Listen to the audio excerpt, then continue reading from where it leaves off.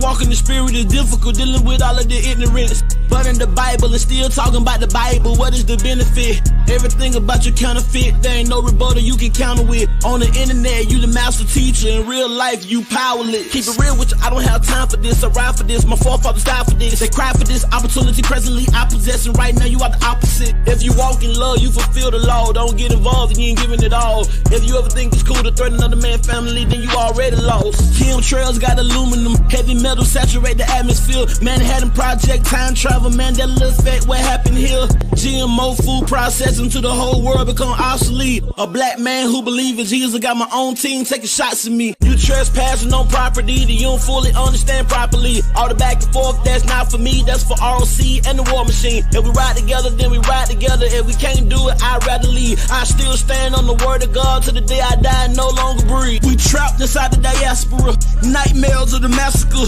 Cold sweat, I'm below deck in the middle passage, just a passenger. Revolutionary hardcore, liberation, that's a hard job. You ain't ready, you a oddball, keep your mouth closed like lockjaw. I learned trying to bring people together on the same page, make them separate. All the talk about reconciliation, when the time comes, you hesitate. If Jesus was able to sit at the table with a bunch of sinners, you very fake. Your steps ordered by the Lord, and how it was yesterday, your big mistake. We the city sitting on the hill, guess it all depends on how you live. Guess it all depends on how you feel, and we both know that ain't God's will. I stood on what I felt was right, I don't never question if God's real. Trapped inside this matrix, I'm about to pop the red and the blue pill. Bless them which persecute you, bless and curse not. Rejoice with them that do rejoice, and weep with them that weep. Be of the same mind one toward another. Mind not high things, but condescend to men of low estate. Be not wise in your own conceits. Recompense to no man evil for evil. Provide things honest in the sight of all men. If it be possible, as much as lieth in you, live peaceably with all men. Dearly beloved, avenge not yourselves, but rather give place unto wrath. For it is written, vengeance is mine, I will repay, said the Lord. Therefore, if thine enemy hunger, feed him. If he thirst, give him drink. For in so doing thou shalt heap coals of fire on his head. Be not overcome of evil, but overcome evil with good. Romans 12:14-21.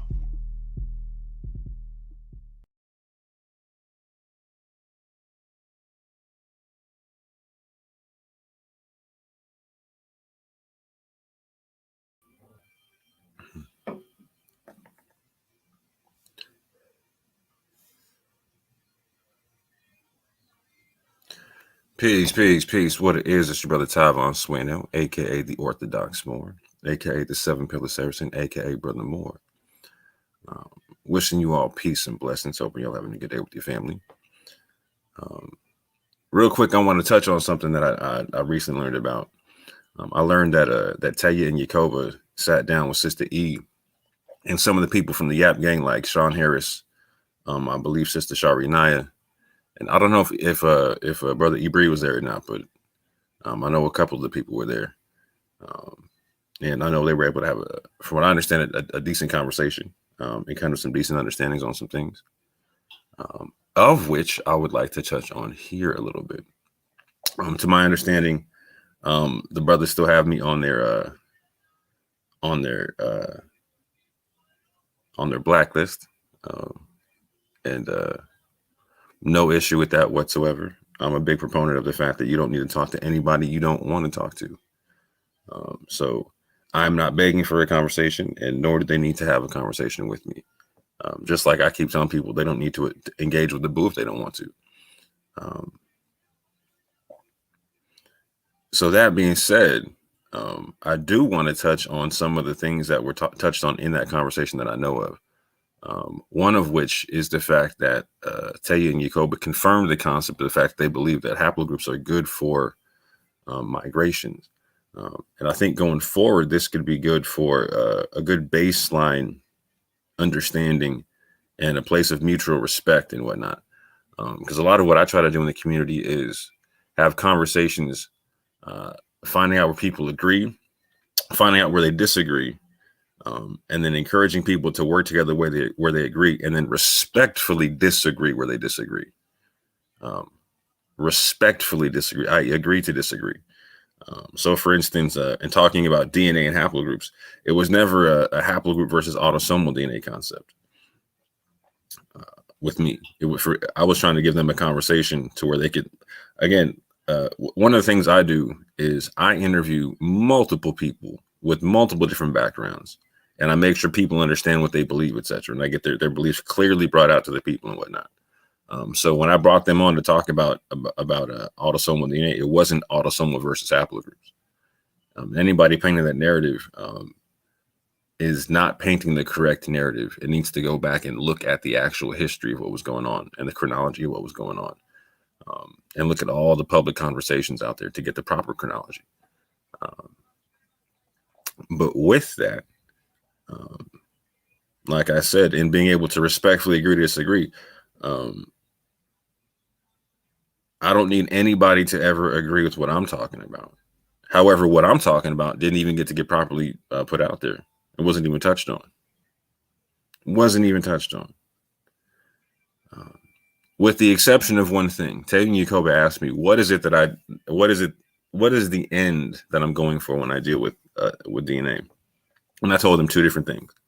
I told him, one, I'm trying to be able to prove out situations to where, like, let's say people are out here talking about Dante being E1B1B. Like I said, I was a person who told Dante he was E1B1B, and was pushing that concept out. There was the fact that it was a game changer in this conversation and slowing it down, because he potentially could legitimately be the first legitimate descendant of a Lemba male taken in the slave trade that we could find. And that haplogroup DNA and paternal DNA is important in being able to delineate that. I also told them that I deal with DNA because I'm intrigued about the concept of what if we find an ancient dig site that we know to be an Israelite dig site? How do we differentiate and delineate between natural Israel and national Israel, the people that came through and sojourned, i.e. the ethnic Israelites and the people who came in and sojourned with them who were not ethnic Israelites? How do we differentiate that? So the first part of that has to do with migrations. And so I'm glad to hear that Teotw can agree that haplogroups are good for that concept. In terms of paternal descent to Abraham and Jacob, etc., we can disagree on that, and we can disagree on that respectfully. And this is what I mean by respectfully.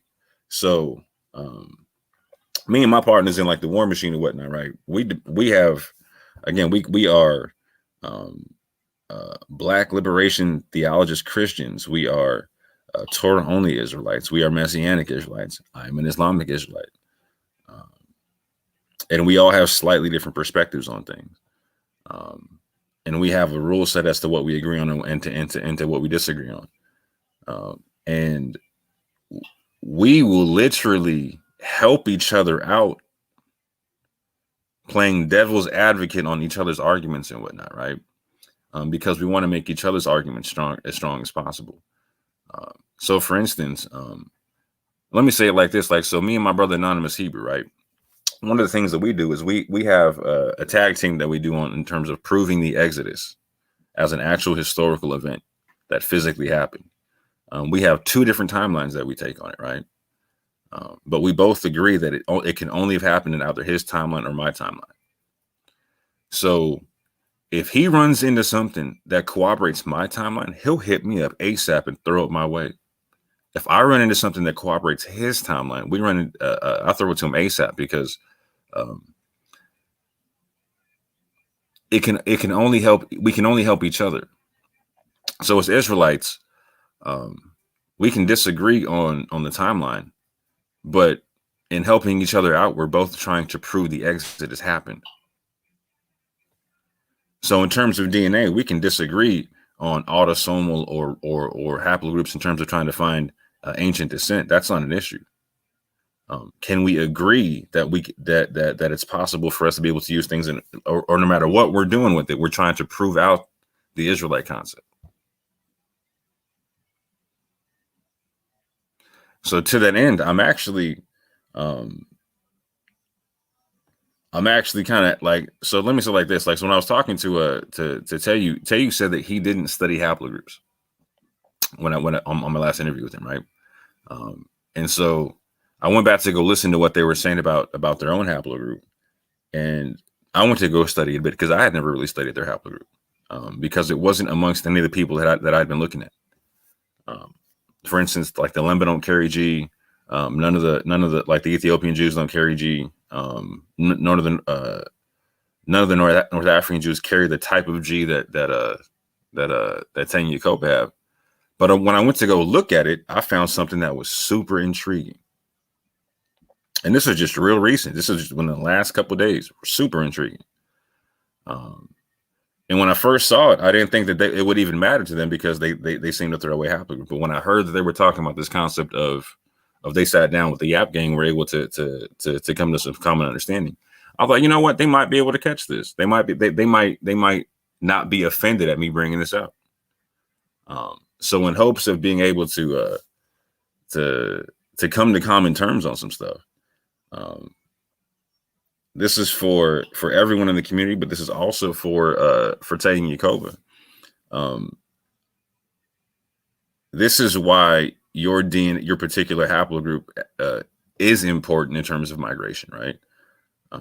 Because just like Dante's could potentially confirm a Lemba migration, yours could actually potentially confirm a different migration from East Africa that are real close to the Lemba, but not quite Lemba. So let me share my screen and get into what I'm talking about a little bit.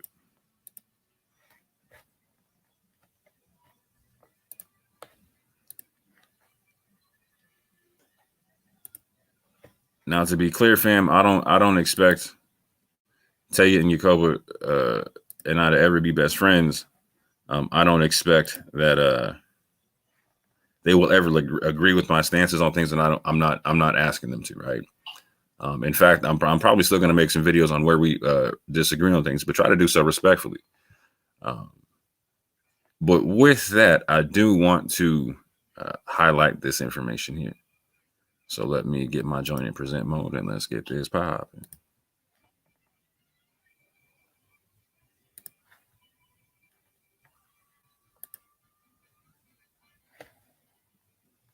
Okay.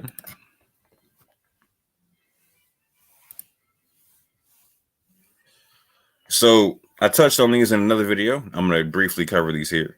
What are the positions? Ronald Dalton Jr. deals with the E1B1A is the Israelite paternal haplogroup concept. Yeshub deals with paternal descent and the concept that haplogroup E is Semitic, etc. Ibri also deals with the same concept as Yeshub. I deal with the concept of paternal descent, maternal descent, and or conversion, connecting you to Israel, etc. The End of the World Ministries deals with autosomal descent, and they believe the haplogroups have issues. Again, this is not a disagreement or a beef thing in any way, shape, or form. This is just a stating of the differences of opinions for the people. Again, being scientifically skeptical helps to advance the truth for everyone, and that's why I'm actually happy we can have a potential building point of where we can agree on haplogroups and potentially respectfully disagree elsewhere. Groupthink is mental slavery and should not be tolerated as a standard. This goes for everybody. So what does that mean? That means that any one of these positions could be right and any one of them could be wrong, and that they need to be proven out either or if someone's going to advance them as being the standard that we stand on. So anybody pushing these positions without wanting them to be thoroughly checked out needs to understand that they're promoting mental slavery, and that's not a good thing for our community. That's not me taking shots at anybody. I'm saying anybody who promotes their position without it being vetted or without wanting it to be vetted needs to understand they're promoting mental slavery, and that's not what our people need. And it's completely okay that we have these different positions because, like I'm saying, when we have the conversation from multiple sides, all we're going to do is sharpen each other like steel, particularly if we're not doing so from an emotional perspective. It's all just like, hey, we're doing this for the nation. You know what I'm saying? When it's done from that perspective, emotion should be checked at the door. But going forward, This is something that I want the twins to understand about my position on the whole thing, because we didn't even get into mine. Because a lot of people just assumed that I was rocking with the same thing that Yeshub and with Ibri are talking about, and I agree with a lot of what they say. And there's some places where we have divergence, and we respectfully disagree where we do. It's never been an issue. But check this out. So where the twins and I 100% agree is that haplogroups are good for tracking migrations. As I told the twins, I am interested in using DNA to prove things like Dante potentially descending from a Lemba male that came through the transatlantic slave trade. Cohen Hamendishe told both myself and Sister E that Lemba were on slave ships. Being able to prove this is also important for publicly validating our Lemba elders if we can. By using paternal and maternal haplogroups, one can potentially differentiate between basal ancient populations like Israelites and Edomites, etc. For instance, Israel and Esau would have the same paternal DNA. However, the basal population of Israel has Sarah's mitochondrial DNA, while the basal population of Edomites came from Egyptian mitochondrial DNA through Ishmael's daughter. So there would be the same Y DNA with two different mitochondrial DNAs. The same concept would apply in differentiating the seed of Hagar, Sarah, and Keturah, etc. Again, these are also things to consider about my model. Dante Fortune may be the first provable American Lemba that paternally descended from a Lemba male. Dante is a subclade of EM84, which is E1B1B, which is very prevalent in Yemen. I want everyone to hear that and underscore that. Prevalent in Yemen. The priestly clan of the Lemba not only carry J markers, they carry 3 E markers, including EM35 or E1B1B, which is an upstream clade of EM84. The Lemba were tested at a very low STR count that would not specify any downstream clades from EM35. So Dante's DNA forces us to do further testing with the Lemba at a higher STR count to determine if the Lemba E1B1B marker is more specific than EM35. If Dante's autosomal DNA matches the Lemba and he also has one of their paternal markers, then it becomes very likely that he is actually paternally descended from a Lemba male. Now, this is where it starts to get interesting for the twins. Both Teotw and Yacoba have G2A or GP15 Y DNA. This paternal haplogroup can be found in Iraq, Turkey, Israel, Kuwait, Qatar, Yemen, and among Yemenite Jews. It's important to note that Ethiopian and Moroccan Jews or North African Jews, period, don't carry G2A. North African Jews do carry G, but not G2A. It's a whole different kind of G.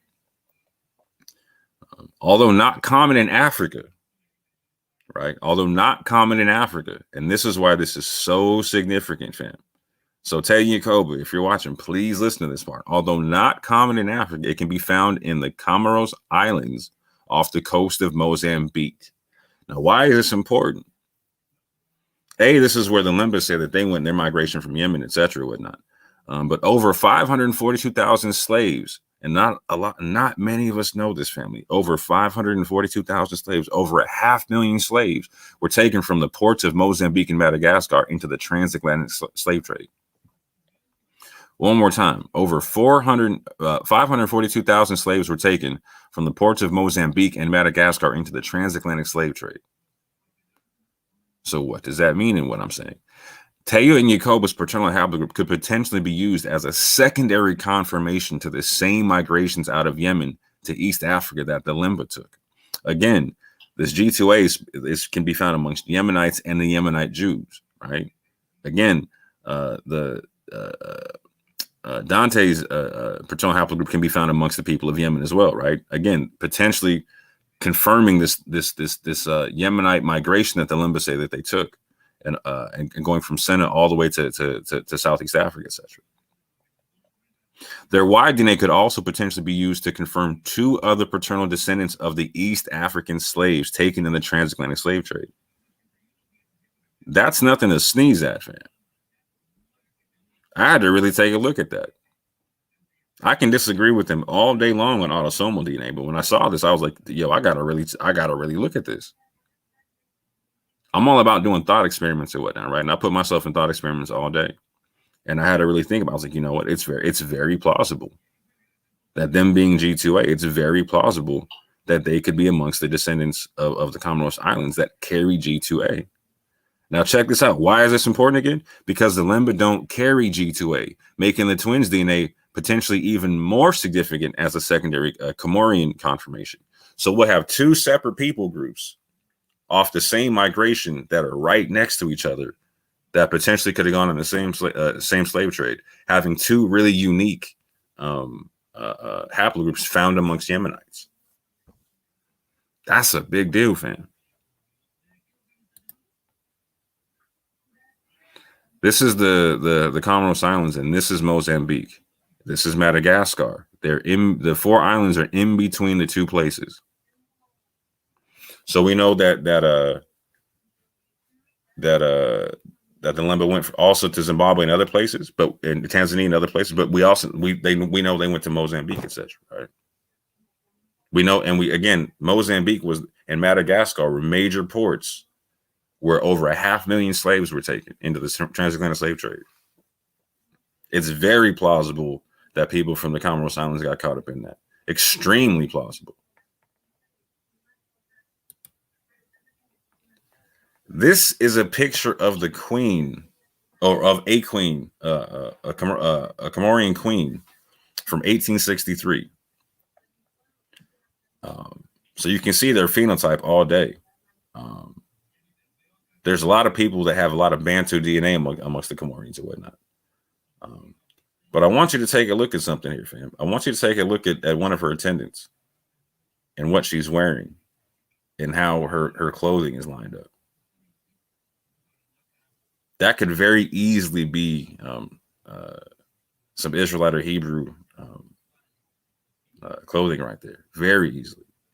Very easily. So I want y'all to take a very good look at this phenotype and whatnot, because I've seen people that look just like this sister right here and this sister right here. I mean, fam, I'm related to people who look like this. And I'm sure a lot of you are too. When I saw this picture, I had to double take this whole thing. This is from 1863.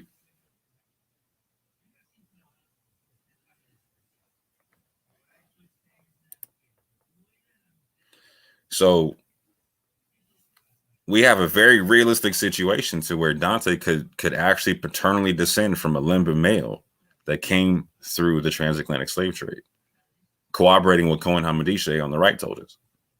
And we have a very realistic situation to where the Teotw twins could basically descend from a Comorian male that came through the same that were on the same slave ships as the Lemba coming over here, with the same Bantu genetic stock, which is potentially why they're coming up so high as Lemba on jet match. Because here's what you also have to recognize when you look at the twins jet match.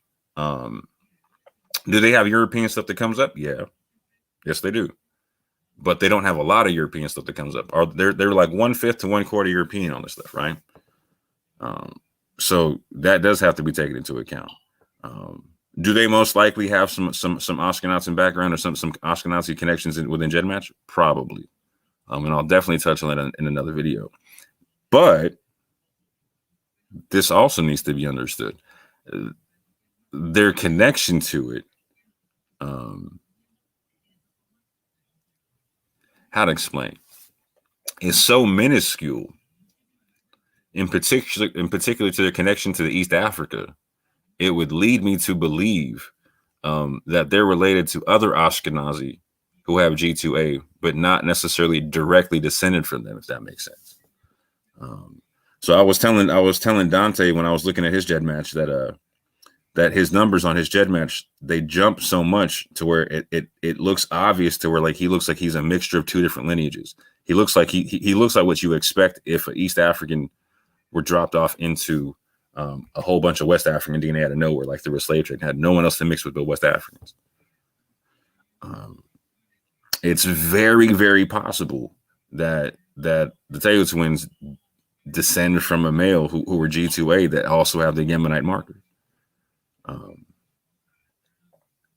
Now it would be up to them to give out their specific G marker. And I would actually suggest to them that they reconfirm the haplogroup with another set of DNA tests. For instance, I noticed that they did 23andMe and that they did Ancestry. I did 23andMe, I did MyHeritage, and I also did Family Tree. Family Tree also does Y-DNA, and you can pick what STR count you want to do the Y-DNA. So I would highly recommend that the twins also test their DNA within Family Tree. Not to mention, Family Tree is also more specific when it comes to Jewish DNA. So, for instance, Ancestry and 23andMe will only test for Ashkenazi Jewish DNA. So, anything they deem as Jewish or anything in your DNA that they deem as Jewish, they're going to automatically throw into Ashkenazi Jewish DNA in how they read it out as a DNA corporation, right? As a DNA company. However, Family Tree is one of the most particular. They have one of the most vast breakdowns in terms of Jewish DNA, as well as MyHeritage, to where they have North African and Sephardic, they have Ethiopian, they have Mizrahi, they have Ashkenazi, and there might be one more that I'm missing. And so if you go back and check out my videos, for instance, I said that my uncle who came up EM34 in 23andMe, he came up as Ashkenazi in 23andMe, but when he took the Family Tree DNA test, again it confirmed his E1B1B, but said he was Sephardic Maghrebi. Said that he was Sephardic Maghrebi and not Ashkenazi. Neither he nor my mother nor I pulled up Ashkenazi in Family Tree at all, because they're more particular and more specific in how they parse the different autosomal DNAs from the different groups. So again, I would suggest that the Teotw twins take a Family Tree DNA test to reconfirm their paternal haplogroup, but also to take another look, just to get a different look at your DNA. Because also what I found was when I did my Family Tree, it did some very interesting things, and so you can definitely go back and check out my Family Tree DNA video that I did, and see how my DNA breaks down. For instance, how it breaks down in North Africa and East Africa, where it didn't do so in other DNA tests. But going forward, something else to consider about my model. I call for the expansion of the Cohen model haplotype list from 21 to 32, based upon the Lemba males carrying 13 different haplogroups, 11 of which are currently not with the CMH list. Now, I know a lot of people, the moment they hear Cohen model haplotype, they start wilding out. Like, nah, man, that's all bunk science, and I don't got nothing to do with that, and we don't need to deal with that, and blah, blah, blah, blah, blah. Hold on, just pause real quick and hear what I'm saying, because this is why it's important. The Cohen model haplotype is based upon, or the groups of them, like the current 21 that's out there, is based upon oral tradition. It's based upon people who are saying that they're Jewish and saying that they're Levites or saying that they're priests or whatnot. And so this becomes important on the pushback to the racism that Tudor Parfit was talking about in dealing with African descent Jews and whatnot in world Jewry and whatnot. And this becomes a legitimate pushback based upon the methodology that's already out there. So please listen to what I'm saying. So Teotw and Yacoba, hear me out right quick. Your G2A or GP15 haplogroup is already on the current CMH list. It's currently on the CMH list. It's currently already on the 21, or it's one of the 21 on the Cohen model haplotype list currently. Expanding the list would include to add the 11 different haplotypes that the Lemba have that aren't currently on the list. Expanding it to include that from 21 to 32 would include 3 new E haplogroups, including E1B1A, EM2, which the majority of African American males have, EM40, EM35. Now, again, this is all based upon oral tradition, the Lemba priesthood, and again, confirming migrations from Yemen and from Senna.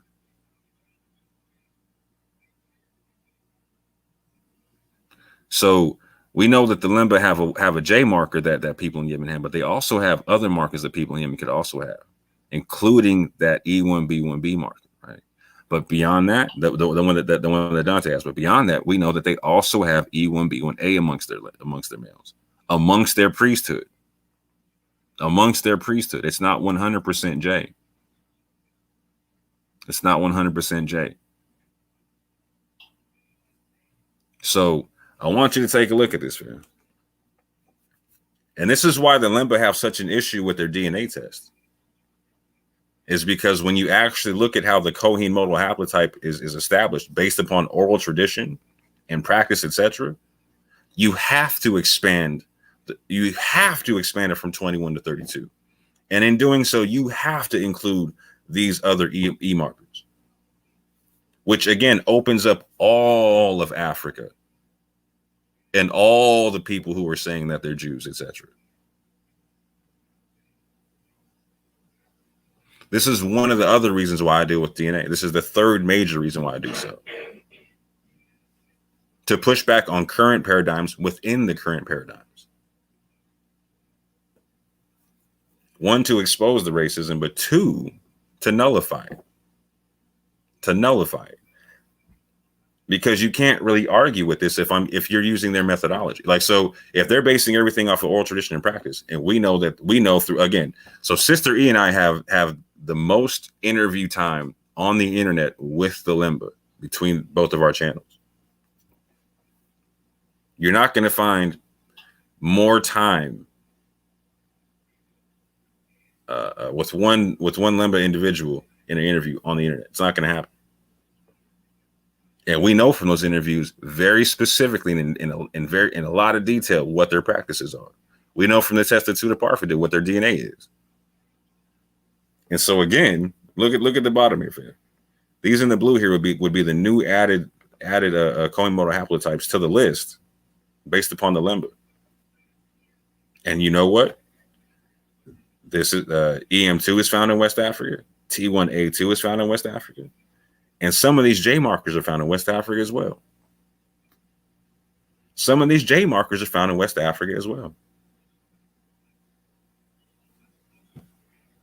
We can find them in Mali, amongst the Tuareg, etc., and amongst the people who cling to the Tuareg, which is a whole nother conversation I'm going to get into on another day.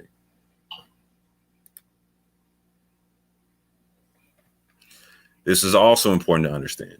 In my model, there is a genetic difference between ethnically natural Israel and the sojourning citizens of the nation of Israel.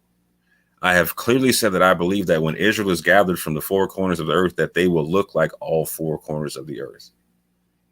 We should expect to see many different haplogroups in national Israel, while seeing a very narrow set of Hebrew haplogroups within ethnic Israel.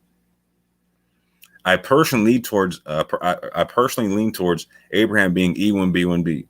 I can't prove it as of yet, but that's my personal leaning, and I have reasons for that, right?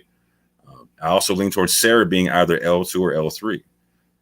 I can't definitively prove that at the moment, but I have reasons for why I lean that way, right? I also think it's important to determine all the possible candidates for such and the haplogroups of other Hebrew matrilines, such as Hagar, Keturah, Rahab, Ruth, etc. Because in doing so, we can better delineate between ancient populations when we find dig sites. What else I got here? In my model, there was a large migration from Ethiopia and Yemen to East Africa, West Africa, and North Africa. Hashtag the Berber migration. A lot of people talk about the Bantu migration, but a lot of people don't understand the Berber migration. And that's something that's very, very important to understand, particularly in its relation to the Bantu migration. Again, hashtag from Yemen to Timbuktu. In my model, there are also migrations from the Babylonian captivity that go to Central Africa and eventually North and West Africa. Hashtag the Soninke, hashtag Zagat, hashtag Songhai, and Zagawa. These are all the same people. All four of those names I just read are all the same people. And people like Dana Marnici, etc., is saying that these people came to Central Africa from the Babylonian captivity and then eventually did things like founded Carthage and whatnot, on top of going into West Africa. These are major things we need to talk about, family. Major things we need to talk about. Some only focus on a post-Babylonian captivity migration to the Iberian Peninsula. And that's fine. I have no issue with that, family. If that's the migration you want to focus on, cool. There is a lot of merit in that migration. I'm not saying don't ever ignore that migration. Don't ever ignore that migration. However, I'm saying this. I focus on the migration from Yemen to East Africa, to Central Africa, to West Africa, to North Africa, and to the Iberian Peninsula.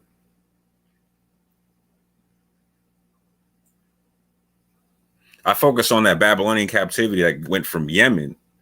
Again, look at how far it spreads.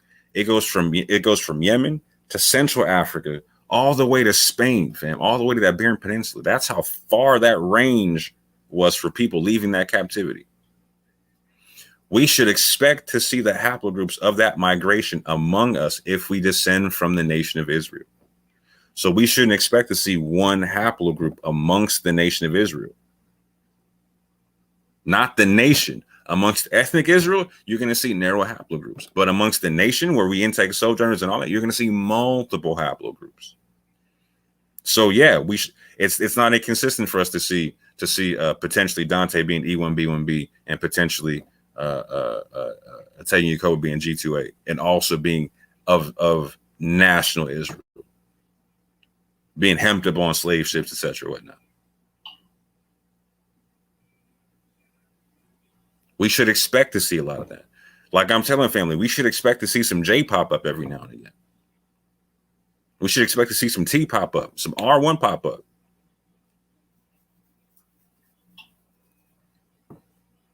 All them things. Let's see what else I got here. That's the end of that one. This is something else I want to show the family.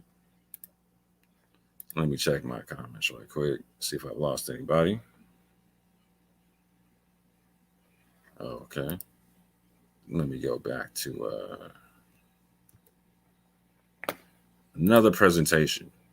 So a lot of people are wondering, like, what's this whole Islamic Israelite thing, et cetera, et cetera, et cetera. So one thing you're never going to see me do is push the Quran on anybody. And literally, I do two things with this whole thing in the community. One, I try to show where a lot of our history is kept in Islamic sources and why that's important to understand. And two, I defend the Israelite concept to Muslims, particularly ones that have the whole Ishmael took over the covenant concept, right? I do apologetics in multitudes of different directions.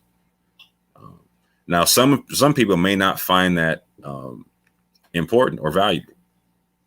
The fact that I try to do apologetics to Muslims for Israelites and et cetera, et cetera, et cetera. However, a lot of people also want to go back to Africa. And so I've said this a bunch of times. You're going to need people like me who know how to have that conversation with Muslims if you go back to Africa. Have fun trying to do it without that information.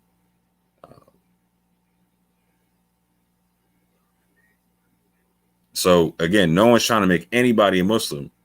What I do is I try to make people aware of our information that's kept in Islamic sources. And then I also, again, I build the wall with one hand and I protect it with the other, right? So I defend attacks from a lot of different communities, Christian, Muslim, etc., whatnot. So I use the Quran to confirm the Israelite concept in a lot of things. That's how I use it in our community.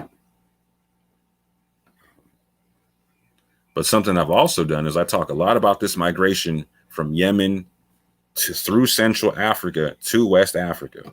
A lot of people focus on, again, on this Babylonian captivity through North Africa and through Spain, etc. Cool, got you. Not mad at you on it, right? What I deal with is this Yemenite migration a lot, because people like myself and Dana Marnici believe that this migration was larger than the migration that came out of the Levant.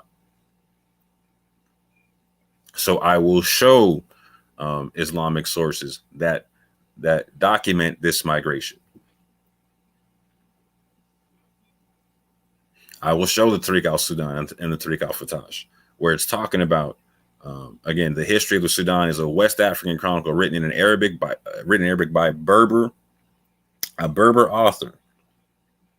Right. This is why I keep talking about the Berber migration, etc.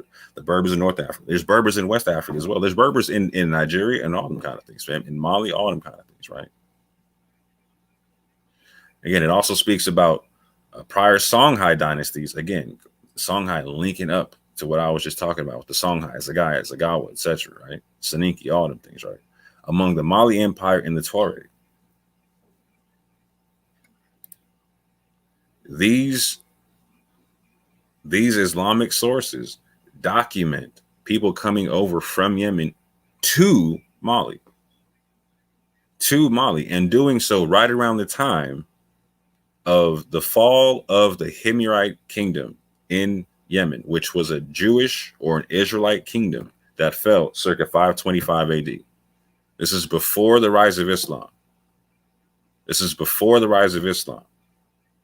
Coming over into West Africa.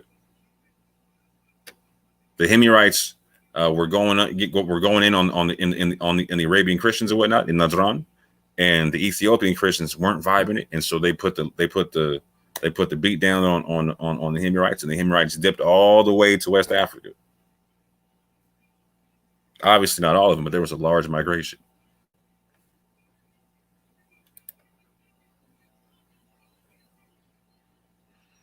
Again, local legends states that this migration came from Jewish communities that migrated from Yemen, etc.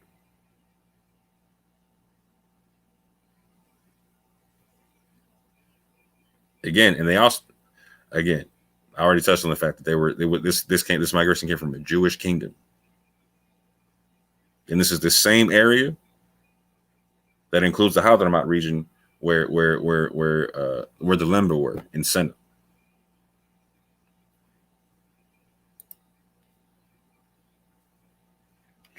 So again, not this Senna, but Senna's over here by where this cross is at. So this kingdom was defeated and went all the way over here by Timbuktu, and there was places started like Kukiya by then. And for multiple generations before the rise of Islam, they were there doing their thing. And again, this is done via a central trade route. Again, the Sahel trade route is like the super highway of Africa. It's the super trade route of Africa. And from the central routes, you go north. But you see where it's very easy to go from either Yemen or Ethiopia through the central trade routes in the Sahel to Timbuktu, etc.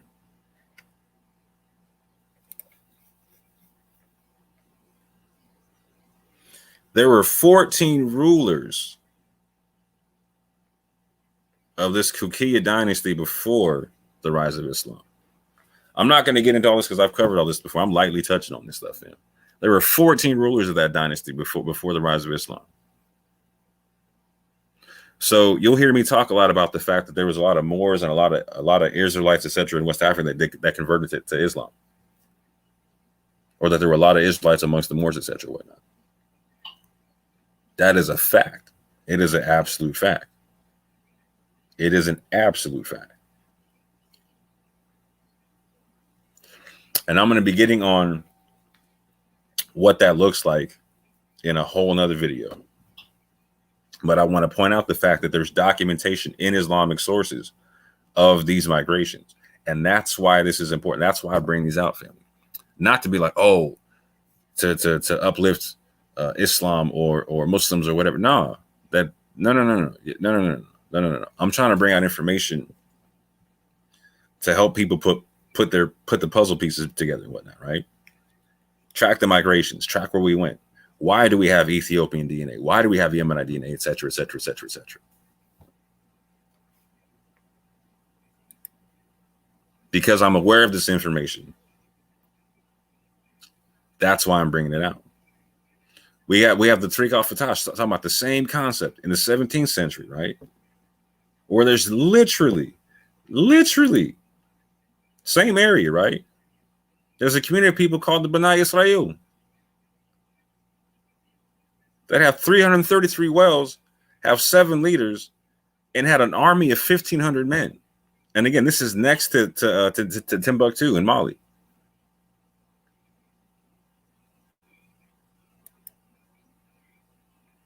Where they also have people with the J marker. So what if we go test these people and they have the same J markers as the Lemba? That's why haplogroups are important. And we know where to go test these people. This is why haplogroups become important. This is why Teotw said we need to do more DNA collects in West Africa, trying to connect people to the Lemba. And we literally have 13 haplogroups to connect them to, including EM2. And EM2 has specific breakdowns to it. There's many forms of EM2. This is why haplogroups are important, because we can trace migrations with them. And in being able to trace migrations, we make our story real. We make it tangible. And that's important for everybody.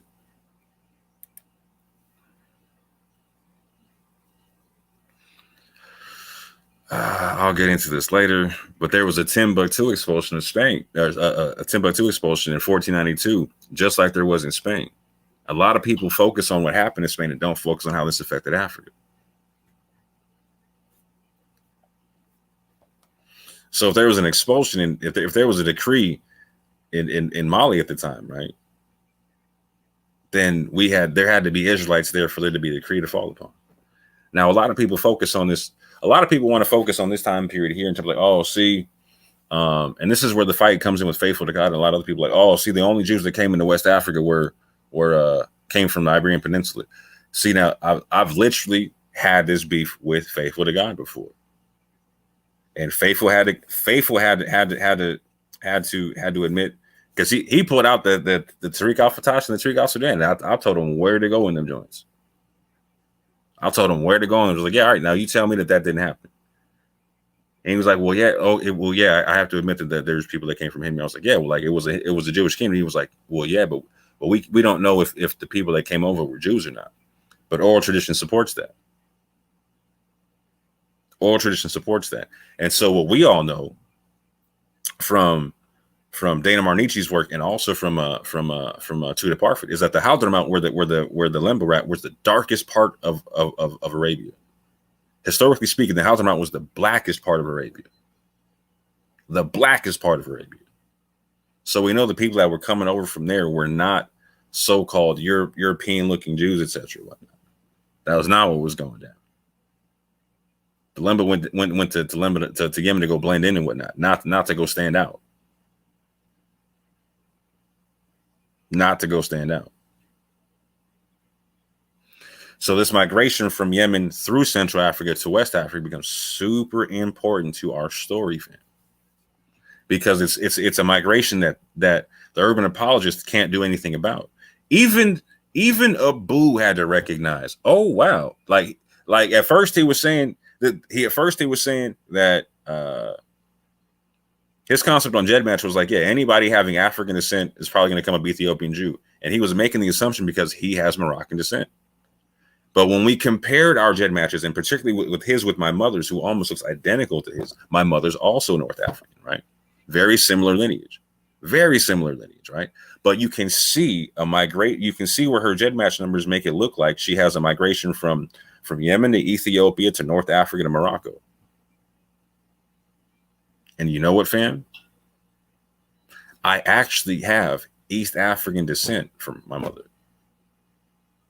I potentially have Somalian, Ethiopian, Eritrean DNA from my mother that shows up in my family tree DNA.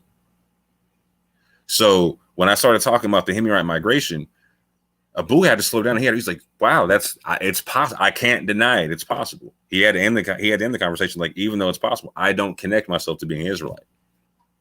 You know what I'm saying? But he couldn't knock the migration and the possibility thereof because it's very valid.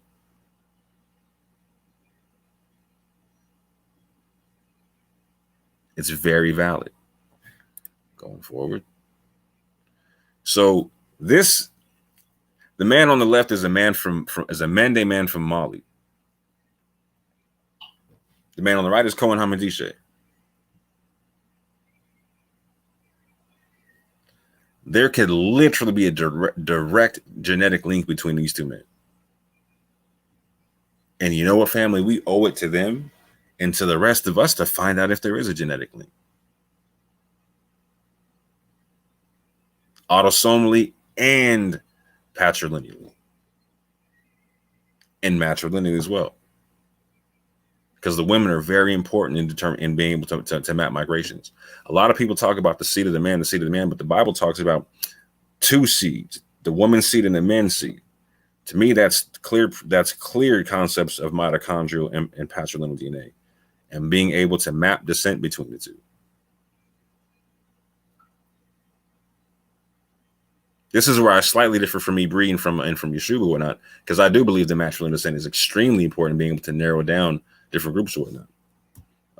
Do we beef on it? No, not at all. Not in any way, shape, or form. But this is what I'm saying, family. We can all have different understandings of the thing and let each other rock out where we're strong. Because check this out, family. If we all do what we're strong at, if we all focus on our strengths, the nation has no weaknesses. I'm going to say that one more time. If we all focus on our strengths, the nation has no weaknesses.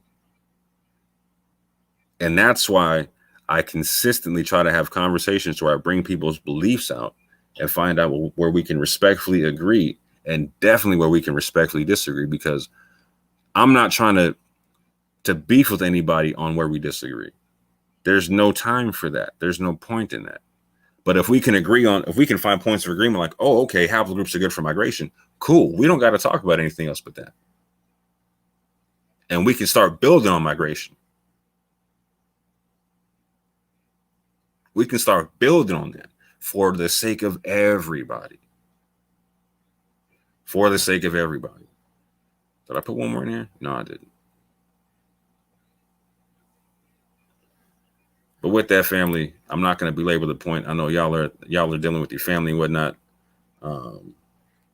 You know what? I am going to drop the link out in this piece just to see if anybody want to say what's good. But I'm going to give people a couple minutes to jump on if they want to. Like I said, I know people are busy doing their thing. But yeah, family. Haplogroups are very, very, very important for migration. And with those migrations, we can make our story real and we can make it tangible for not just ourselves, but for the world.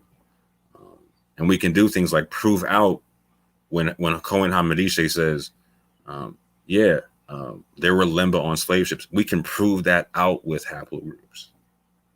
That's very, very important. Very, very important. And not only that, like I'm saying, let me jump back to the other one right quick.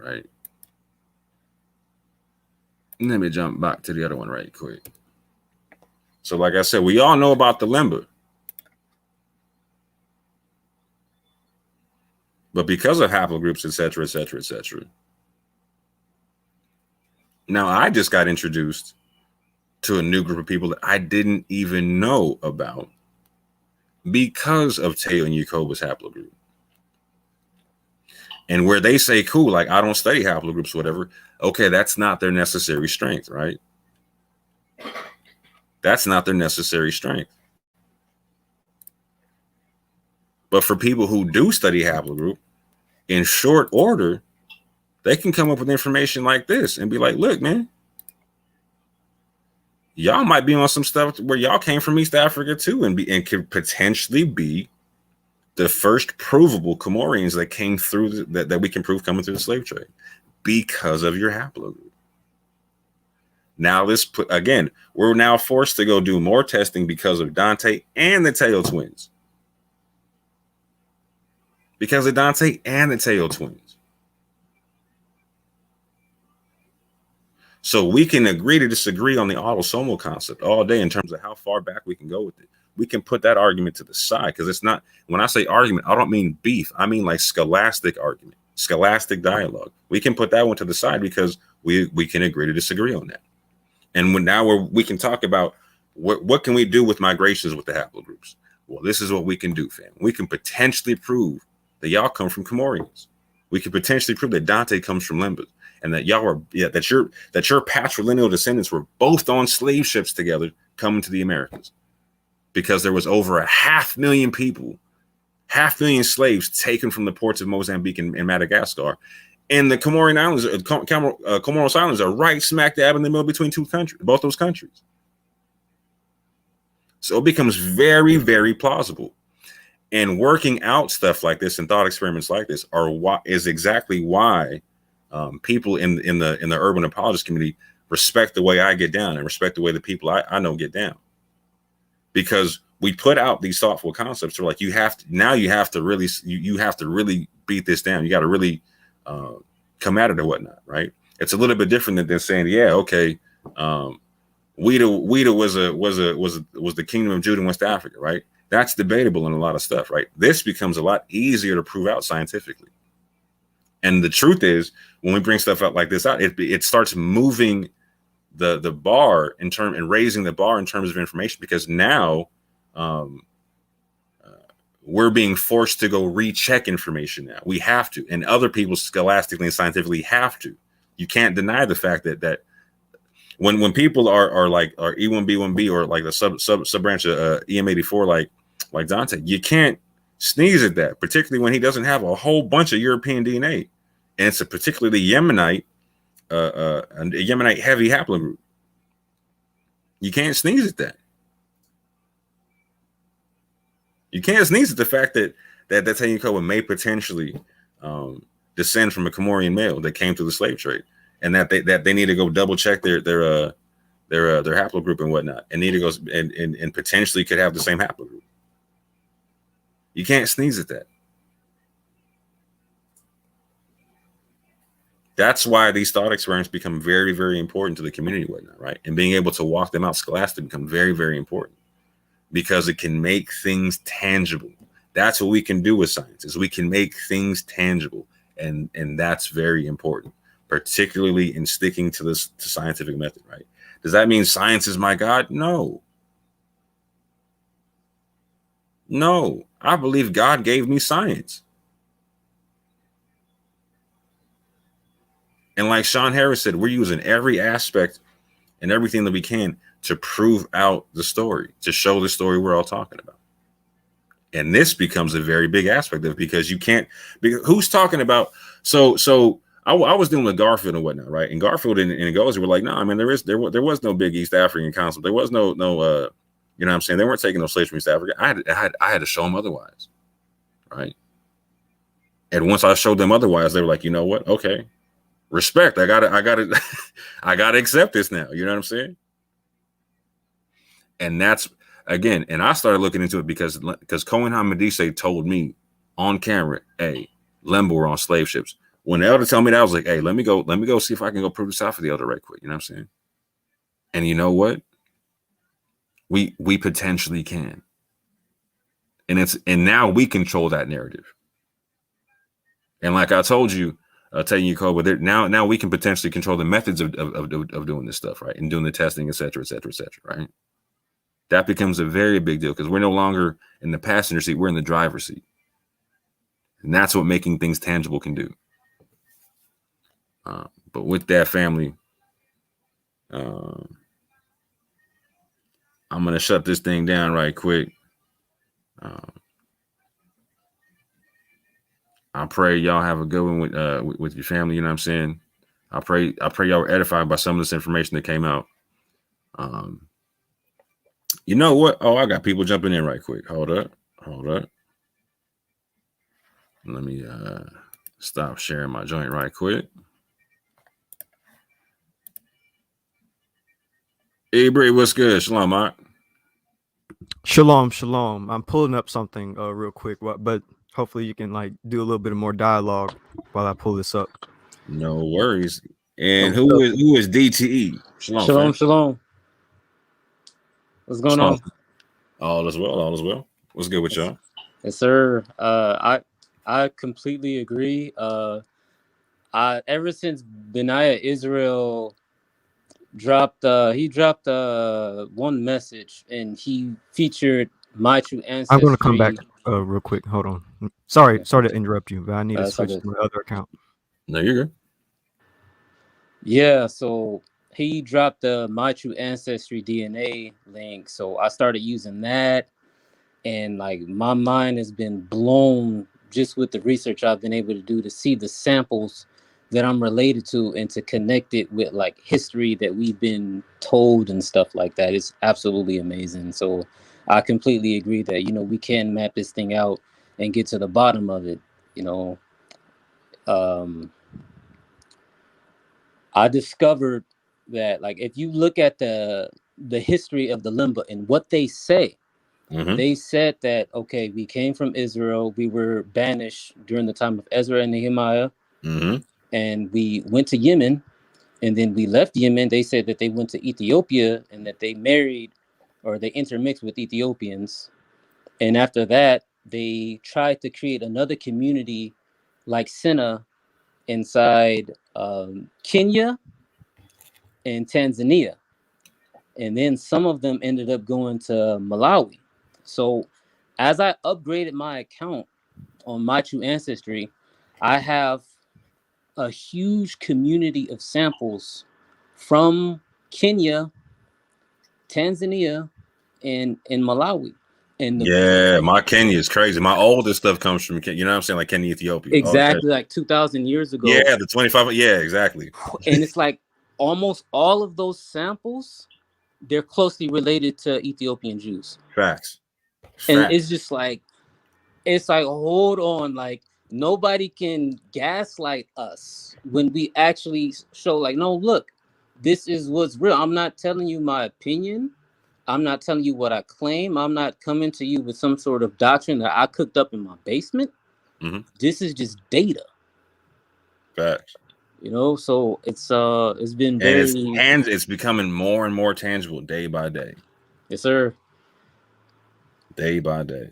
No, I appreciate that, fam. Yeah, I admire your work. Oh, much gratitude. I'll praise it the most time. I can only take credit for the mistakes, man. Yes, sir. So, hey, Bree, quick question, bro. I've been wanting to talk to you since I heard that y'all sat down with the Teotw Yakoba. Did you sit down with them too or no? Yes. Can you hear me? Yes, sir. Yes, I did. Yes. How'd that go, man? Yeah, it went pretty well.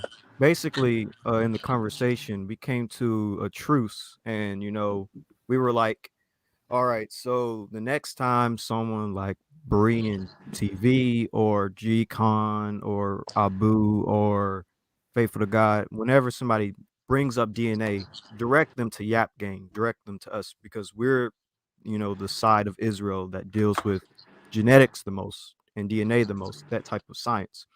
And they said, yeah, basically they said, yeah, we don't want to touch DNA. We haven't touched DNA for the past 2 years. So, you know, we'll direct people to y'all when DNA comes up, because I was explaining to them how when it comes to the body of Israel, when it comes to a human body, you know, you have everything's important: legs, hands, feet, arms, all that. Everybody has their strong suits. I believe TEOTW's strong suits are prophecy and are looking for evidence of, you know, Black Jews in parts of, you know, Europe or the Middle East or Africa.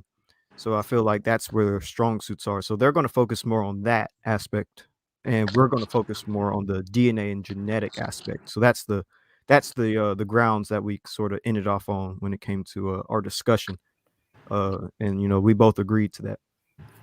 See, that's what I'm talking about. If we all focus on our strengths, the nation has no weaknesses, and that's so powerful to understand, family. Yeah, like for instance, if somebody comes to me about the Hebrew language or culture, I'm going to direct them to Divine Prospect, because he knows a lot about that type of stuff, the Hebrewism within African cultures. Or if I want to direct somebody to language, I'd send them to Zion Lex, you know. So, yep. No, that's what's up, man. You sure? What's good with you, man? How them Cowboys doing? Man. Did I they tired of I'm listening to you and watching them get beat up a little bit, man. But we tied it. We about to go to overtime. Great show, by the way. I appreciate that. Appreciate that. So, what do you and Ebri think about the potentiality of the fact that we could use haplogroups to potentially prove that Dante potentially could come from a Lemba male descending from the East African aspect of the slave trade? And again, I didn't find this out till just recently that there's G2A in the Comoros Islands right off the coast of Madagascar, Mozambique, and whatnot. And it's actually possible that Teotw could patrilineally descend from somebody who got swept up in that aspect of the slave trade. Yeah, that's completely possible. And people have to understand mainstream doesn't cover that side of the slave trade. They don't even cover North African slave trade. Facts. Many people from Algiers, Tangiers, and those regions being caught up as slaves. And we even have the court dockets to show and prove that that was the case. The one I like to reference is Billy the Jew. He said he came from Mozambique. Well, not Mozambique. He said he came from Madagascar, according to him. Yeah. And that was a known Jew, I believe, in Virginia. He was a slave that was known to be a Jew. He said he was born to be a Jew, and he came from a village of about 10,000 Jews in Madagascar. So it's a part of history that has been largely ignored that needs to be brought up into the forefront, you know. And that's why when you have, I think you mentioned Ngozi and Garfield pretty much dismissed that. That the reason why they dismissed it because it's not out there. That information is just not, out in the open like that.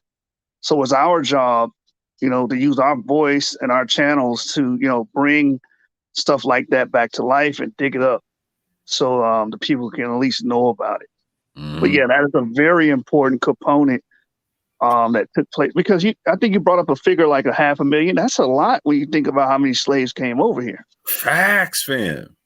Yeah, and they were taken to targeted places like the Dominican Republic, parts of the Caribbean. They were taken to South Carolina and Georgia and whatnot. You know what I'm saying?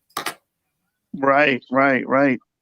And then I recently did a video about the presence of E1B1B and E1B1A being together and the first free slave population in Palenque in Central America.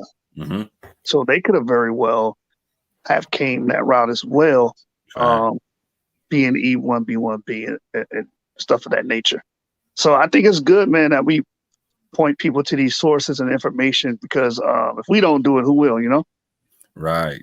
And what's good about that too is so when I started going and Ngozi and Garfield about that, it started a whole nother set of conversations to where I'm not saying I'm responsible for it. I'm saying this is what these efforts do eventually. So eventually Ngozi started kicking it with us on Clubhouse and beating up Ashkenazi Jews over their racism on genetics and whatnot. Yep.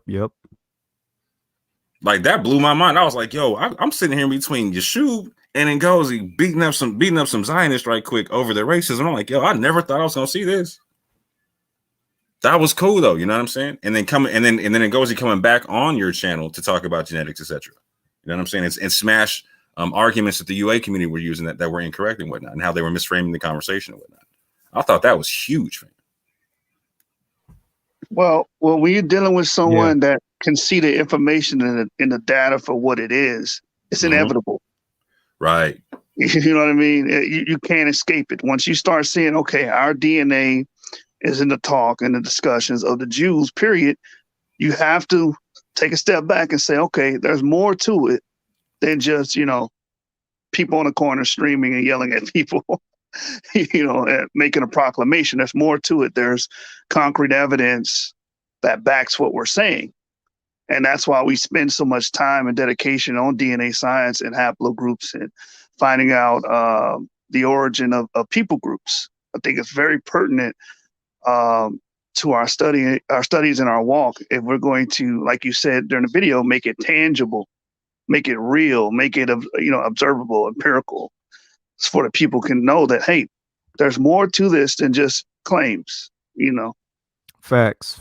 And I'll actually like to add to that. I think people are taking us more seriously when we deal with DNA and proving ourselves to be the likely descendants of Israel from a genetic point of view. This is from my video, the origins of Proto-Semites, and I actually got a comment specifically dealing with what y'all are talking about, how people are starting to change their minds and say, hey, maybe some African Americans could descend from Israel. I'm going to show you one of the comments that was said right here. This is from a guy named Romeo. I don't know if he's a Jew or if he's a Arab or what, but he left a really interesting comment that I liked. So he said, if I was a betting man and had to decide which haplogroup E subclade had to be the line of Israel/Jews, then E1B1B is the only one that makes sense from a genetic, linguistic, and archaeological standpoint. Only case for E1B1A that people use is Bible verses to slavery, and the thing is the only history of slavery most people know about is that the transatlantic slave trade, so they connect the two. I'm curious to see the case for E1B1A. It's a shame no real scientists or geneticists have explored it. It's usually self-proclaimed Black Hebrews who don't deal with facts or DNA or scientific literature. At one point, they said E1B1B was Ham, then claimed E1B1B was Esau, and now claim E1B was Ishmael, because there unrefutable evidence of E1B1B being present in ancient Egypt and ancient Israel, and still present to this day in the southern Levant. Now, here's the most interesting part of his whole thing that he's saying. He says, I love to see where the Hebrew of Israel channel will take things, because unlike most other channels covering the topic, he is unbiased and uses scientific literature, anthropology, history, scriptures, genetics, and pieces things together well. Maybe there's a case for E1B1A or haplogroup J or haplogroup T or any other haplogroups. If we're going to find that info on YouTube, where there's evidence and research to back it up and no blind bias, this channel will be the place to find it. So I'm open-minded and curious to see where things go. And I saw that comment, I was like, this is what we're trying to strive for, trying to show the people from a genetic, historical, linguistic, and anthropological way to prove our Israelite heritage. And people are actually opening their minds to the possibility. And I'm like, yes, this is exactly what we want. So that's why I really do strive for us to look from a genetic point of view, a DNA point of view, to prove our Israelite ancestry. And this video right here, this video series is only dealing with the origins of Proto-Semites. I haven't even gotten to the Israelites yet, but it's very nice to see that people are starting to become open-minded. And when Yeshub and I actually debated Laron and G-Con, it seems like the UA community sort of had to do a PR move and try to figure out, how to approach this whole DNA question, because, when you really look at the facts, it's really strongly pointing to people like us being the descendants of Israel. Of course, not saying that every single Jewish person isn't an Israelite. You definitely can have Jewish people with this ancestry, but it's like which specific ones.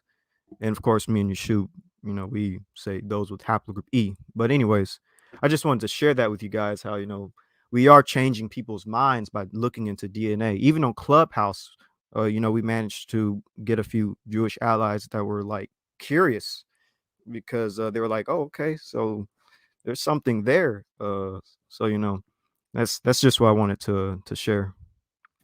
Yeah, it's been interesting building with people who were like Yemenite and Ashkenazi, who for instance will both have E. You know what I'm saying?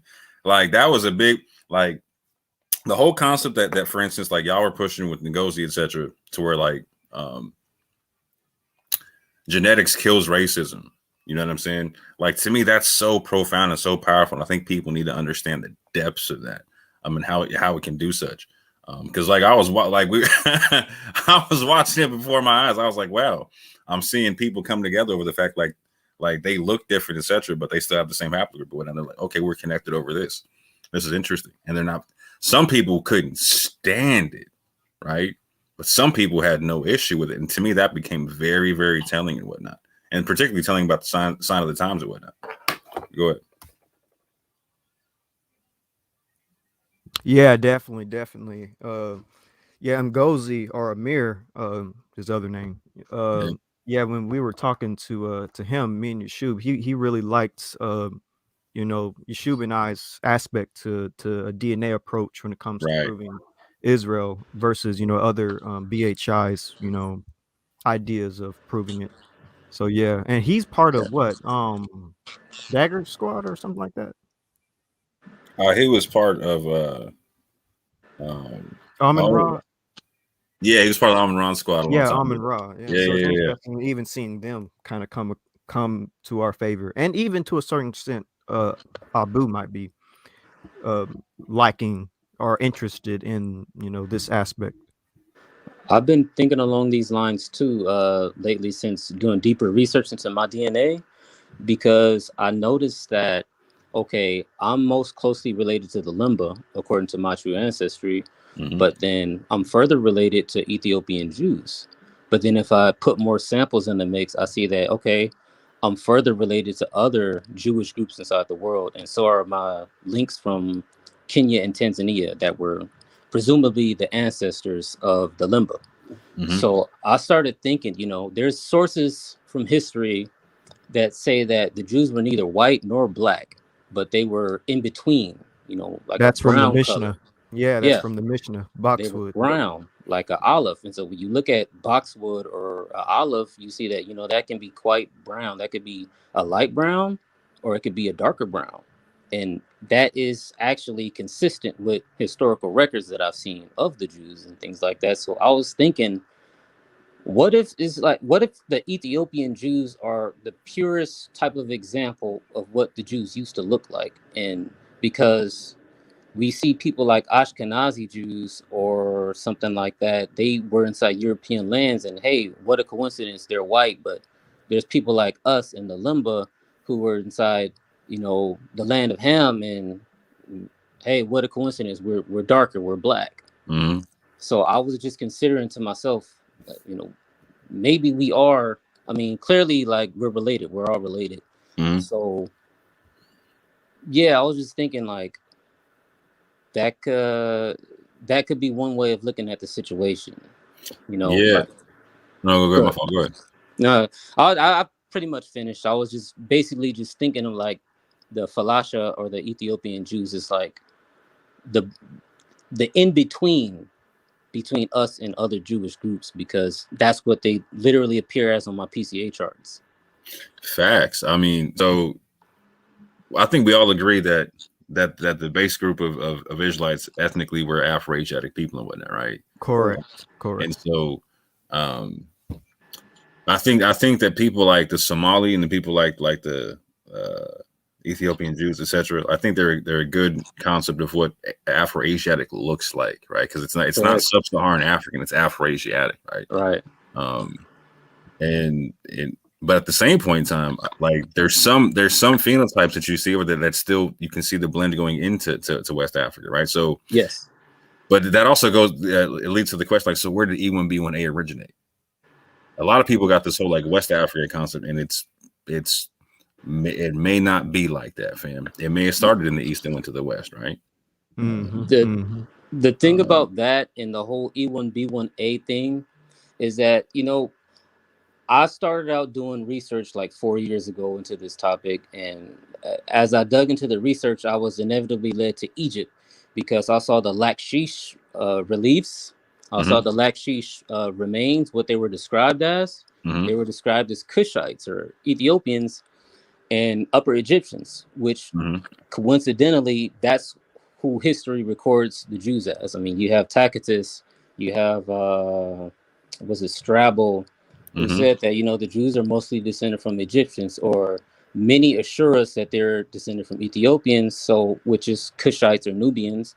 And so I decided to look inside Egypt to see what type of haplogroups they actually used to have. And there's actually research papers that show that in Upper Egypt, where the Lakshish remains were matched to for the closest match, it actually said that haplogroup E1B1A, or they described it as haplotype 4, was actually present inside Upper Egypt at a rate of around, what was it? It had to be like 29% or something like that. So it's like that is not there anymore. Haplotype haplotype 4 or haplogroup E1B1A is not really present in Egypt that heavy anymore, but it used to be. And so if they carried it, if those Upper Egyptians then carried it, and then the Lakshish remains matched them perfectly, there is this sort of, this is why I always wanted to get access to the Lakshish release DNA. But I don't know how to do stuff like that much. But I would really like to see it, because I think that they may have E1B1A. What's interesting about that? Point. Yeah, facts. And what's interesting about that is, so like the Egyptians themselves consider themselves red, right? They paint themselves as red versus the Nubians and whatnot, right? And so there's this concept of ruddy with the Israelites in the Bible, etc., whatnot, right? Right, David. Yeah, and so and you see that in East Africa with the Ethiopians and certain people over there, right? But you also see that in, like, so if we're talking about like east to west migrations and whatnot, like, so for instance, I descend, like, my haplogroup is found heavily amongst the people like the Fulani and whatnot, some Hausa and people like that, right, who have an east to west migration in Africa, right? And you also, like, so there's a lot of people in Cameroon and in parts of Nigeria who are amongst the Fulani who have a ruddy complexion, but they're not European. You know what I'm saying? Actually, let me pull something up while you talk about that. Fits perfectly with what you said, but you can keep going. But yeah, that ruddy concept is super interesting. But then also recognizing, like, so if we started off ruddy and we're going into places like the Hausa Mountain, Yemen, to where it's the so-called the blackest place in Arabia, right? Or we're going into to East Africa or South Africa or Central Africa or West Africa. It's really easy to see. Like when I showed that picture of Cohen Hamadishe and that Mande man from Mali, they could have been brothers or whatnot. You know what I'm saying? But like that's what it looks like when we go deep into West Africa, mixing with West African women, et cetera, et cetera, et cetera. But like it's but at the same point in time, we still see the ruddy people there. Yeah, I mean, there's people in Nigeria today who call themselves like the Red Nigerians. Right, exactly. Facts. Yeah. Facts. Yeah. Like my dad's super dark and whatnot, right? But like his again, they have Fulani, heavy Fulani DNA and whatnot, right? And it's like, so like half of his brothers and sisters came out dark and half of them came out with that Fulani ruddy color and whatnot. It was a lot of people have that in the South.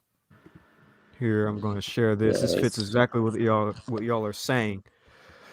So this is considered the West Ethiopid, and there's a map down below that I'm going to scroll to. But basically, the West Ethiopid type is mostly seen in Western. Can y'all see that? In Western Africa. Yes. I know it. I know it says Moorish right there. Shout out to the Moors. What's up? Yeah. Right here it says reddish, medium brown to dark brown skin. So, I kind of have a feeling. I mean, I'm just going to go ahead and say this probably to me is what ancient Israelites, at least some, would have looked like. Definitely. Right here. Definitely. Best representation. Because it looks, and they even say right here, it's a pseudo-Semitic features. And check out how those phenotypes can blend, would easily blend into other phenotypes. Mm-hmm. Yeah.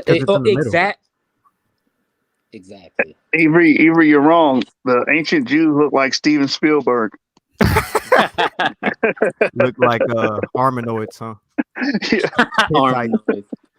Yeah. What was it? Actually, I don't know if you guys have read Tudor Parfit's Hybrid Hate, but he drops a lot of gems of like one of the other brothers, I didn't see his name, but he was talking earlier about how things got pushed aside and we have to bring this stuff back out. But when you read his book, you see that the Europeans, they argued about what it meant for Black Jews to be found in places like the Congo, and of course they were very racist. But they knew about it. They heard about it. There were so many reports. They talked about it. They argued because they were trying to fit what they saw and what they were seeing into their ideology of white supremacy, basically. But Tudor Parfit describes it as arguments between monogenist people who believe that humans all came from the same race, and polygenists who believe that there had to be different races of human beings, because we can't possibly be related to blacks. Look at them, they're monkeys, they're this or that. This is how they were thinking. And so um it bred what we know as white supremacy. Like Tudor Parfit goes on to show how it actually, their thoughts on race that they bred while talking about these black Jews of Luengo in the Congo, it actually fermented into the Nazi philosophies inside the Third Reich. So this is where it blew my mind just thinking like, and he also describes how it's like these ideas, even when they were proven demonstrably false, they have a way of just spinning off into different fields, into different lines of thought, and it just sits and ferments. And I was just like, wow, this is, and the arguments that the polygenists would make, it sounds like stuff like will come from the UA. So I would just be like, this is where all this stuff comes from. Like this is like the source of the hatred. But and I also think it's very interesting that there were Jews in Luengo, and there's records of them coming from Judea and having the Judean customs, because one of my matches on My True Ancestry, there's a sample, Kindoki Congo. He has that same DNA as if he descended from the populations from Kenya or Tanzania. He's actually connected from a line that shows that they have a common ancestry. So it's like, that's why they were there. And there's all kind of like crazy talk that the Europeans spit out about it. Like, I don't believe inside of a black Jew. They're either converts or because they can't be a real Jew. But the DNA from my ancestor in the Congo actually shows like, nah, he had Jewish roots. He's connected to Jewish people. So what then? Right. Hey, Ibri, do me a favor. Read that description at the top right quick if you could, because I think people need to hear all them names. Involved with that. So Ethiopid subtype that was more widespread across the Western Saharan regions during the Neolithic, when the area was still a green savanna, found from Mauritania to Senegal and from Guyana to northern Cameroon. Common in Western Fulani, especially Pilar speakers of mountain regions, mixed in other Fulani Moors, Hausas, and related people. From the 15th century on, Islamization, migration, and wars caused many of these groups to become heavily admixed. And then down below, it goes into the physical traits such as reddish, medium brown, dark skin, tight to wavy to tight curly hair, dolichocephalic skull, which just means a long skull. The thins are either, the lips, my bad, the lips are neither thin nor thick, so it's like medium. And, pseudo-Semitic features, which I will agree that looks somewhat Semitic. And, somewhat promactinous, which means the protruding of the jaw, somewhat. And actually, going into ancient Israelites, I'm going to change my screen real quick. By the way, all the references to everything mentioned is right here. All the literature.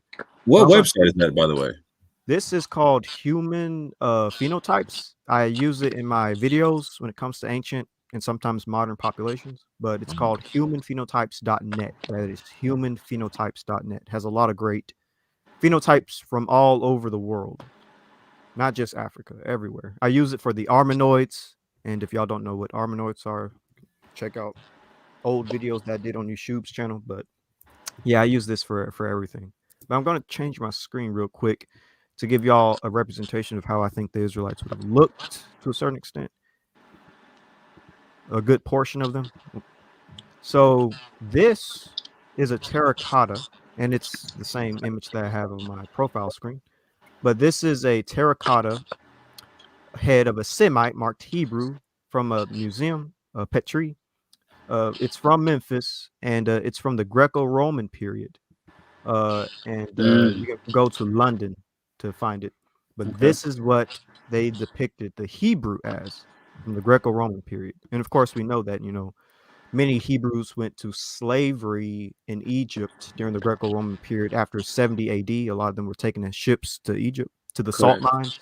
And so this is what these Hebrews would have looked like in those salt mines that were taken during 70 AD. And you know that hair, Yeah. that facial features, I mean, looks kind of like us. And that's my, profile picture, of course, because I feel like this dude looks like me from what 2,000 years ago. And there's Yeah. more images I have on my channel. When I get to the Israelites, I'll break all this down. And so many images of Hebrews that look Yeah. pretty much like this. Yeah. Like, just to cut in, it's just something small, but I always was told, like, after I became an adult, I was always told that I look Ethiopian, and I would notice it myself. And what a trip it is just to see that, like, what, like, I'm actually connected to Ethiopian Jews, at least distantly, but the look, the phenotype, it still bleeds through, and I just thought that was interesting. It also could be Fulani as well, because Fulani kind of look like East Africans. Yeah. Or Tutsis. there's They're Bantu, and they look like East Africans too. there's this picture of the Ptolemaic Egyptian portraits that they would have on their coffins and stuff like that. Mm-hmm. There's one of those pictures that looks just like my dad. Like, I saw it and I was just like, that looks like my pops, man. So it's definitely interesting, and I actually have a DNA sample that I'm connected to, or my ancestors are connected to, from Ptolemaic Egypt. Same. Is that BC. from mytrueancestry.com? Yes. Yep, same. I got Yes. one connected as well. That's Yeah. it. That's the thing that's very, very, very remarkable to me, is because I'm hearing all of these people, all of us, we're coming forth and showing, hey, look, this is what my ancestry says and stuff like that, and it's showing that we all more or less have the same ancestry patterns. Mm-hmm. Like Benaiah Israel, he would show his DNA off and stuff like that, and he would show like the Kenya population, the southern Spain population, and actually people from Israel. And I have that same pattern, that same triangle that forms between southern Spain, Kenya or East Africa, and back up to Israel. And all those populations, they have red lines connecting them, showing that they have the same ancestor. Yeah, I believe, Egypt is definitely a key to understanding the ancient Israelite genome and phenotype because, of course, 70 people entered into Egypt, 70 members of Joseph's family, and Right. about a million. Some people say a couple of 100,000, some people say a million, but basically a lot of them exited out. And we know Joseph got with Asenath, an Egyptian priestess daughter. That's how you get Ephraim and Manasseh. In Leviticus, we read about a woman from the tribe of Dan with an Egyptian father. We know Moses got with an Ethiopian who may have been a Nubian at that time. And we know that a mixed multitude is mentioned twice in the book of Leviticus and Numbers. And this would have consisted of Nile Valley Africans like Egyptians and Nubians. So, Israel, in a sense, was really birthed in Northeast Africa or Egypt. That's Exactly. why I think it's very important. Exactly. It doesn't seem like a race of people when it's just 70 people from different backgrounds. Or there were some people of different backgrounds, like there were Canaanites or people who were born of Canaanites when they entered Egypt. So like I have a lot of Canaanite ancestry, like or at least samples that's tagged Canaanite. I don't know if they were actually Canaanite. MyTrueAncestry.com. You got those? Yep, same. Yep. Amorite. There's a verse inside the Bible. I had Canaanite and Semite. There's a verse inside the Bible where the Most High says, your father was an Amorite. And it's like, I got like sample matches that say Amorite. I'm like, oh man. Thy father was an Amorite, thy mother was a Hittite. Yeah. So being born inside Northeast Africa in slavery, in these harsh conditions over 400 years, I mean, like, it's no way that they did not like have like a significant like impact on the way that they looked. Mm-hmm. Yeah, you know, genetically. Mm-hmm. is no way. It's absolutely no way. But it's like this culture is like a. It's like a. It's very hard to pin down why people pretend not to see certain things. It's almost like a, how do you say it, like a Blind. spell over somebody's eyes, like where they just won't look at, like, obvious things. Or there's certain things that just seem obvious to me and other people, and it would be like a lot of people just can't see, like they're blind. Facts. Mega facts. Yep. And we know that 3,000, let's say 3,500 years ago, when Israel was in Egypt, both Egypt and Canaan in that time would have been just dominated by E markers still, because that's where it kind of popped up in. So that's another thing people kind of forget about. It's like that today there may not be as many E markers in the Levant or in Egypt, but again, we're talking about 3,400 years ago in the middle to late Bronze Age. Like there would have been a lot of E back then at that time. Correct. And And that's what people forget. I believe that E may have spawned out of Ethiopia. I'm sure you're familiar with Moda. Yes, I am. Yeah. So there's this brilliant researcher from UCLA. His name is Dr. Christopher Ehret. Yeah, my boy Christopher Ehret. Yeah, my boy Christopher Ehret. I love his work. He actually literally said that Semites were just a few migrating Africans. Yeah, he said that. Yep. Let me pull it up. Do it. Let me. This will be in. This is in some of my videos, by the way. If you check out my video series, "The Origins of Afro-Asiatics," I kind of covered that. But I'm just gonna pull up the slide. Yeah, I guess I'll show my YouTube channel real quick, and then I might put it into the thing. But so here's the channel, and then I'm gonna show you the quote. So yeah, this is the Hebrew of Israel. You guys, if y'all want to subscribe, I have a playlist explaining everything. Have playlists explaining genomes because, like I said, I think it's important to know DNA. So, a playlist for haplogroups, STR, autosomal alleles, what is DNA, genes, chromosomes.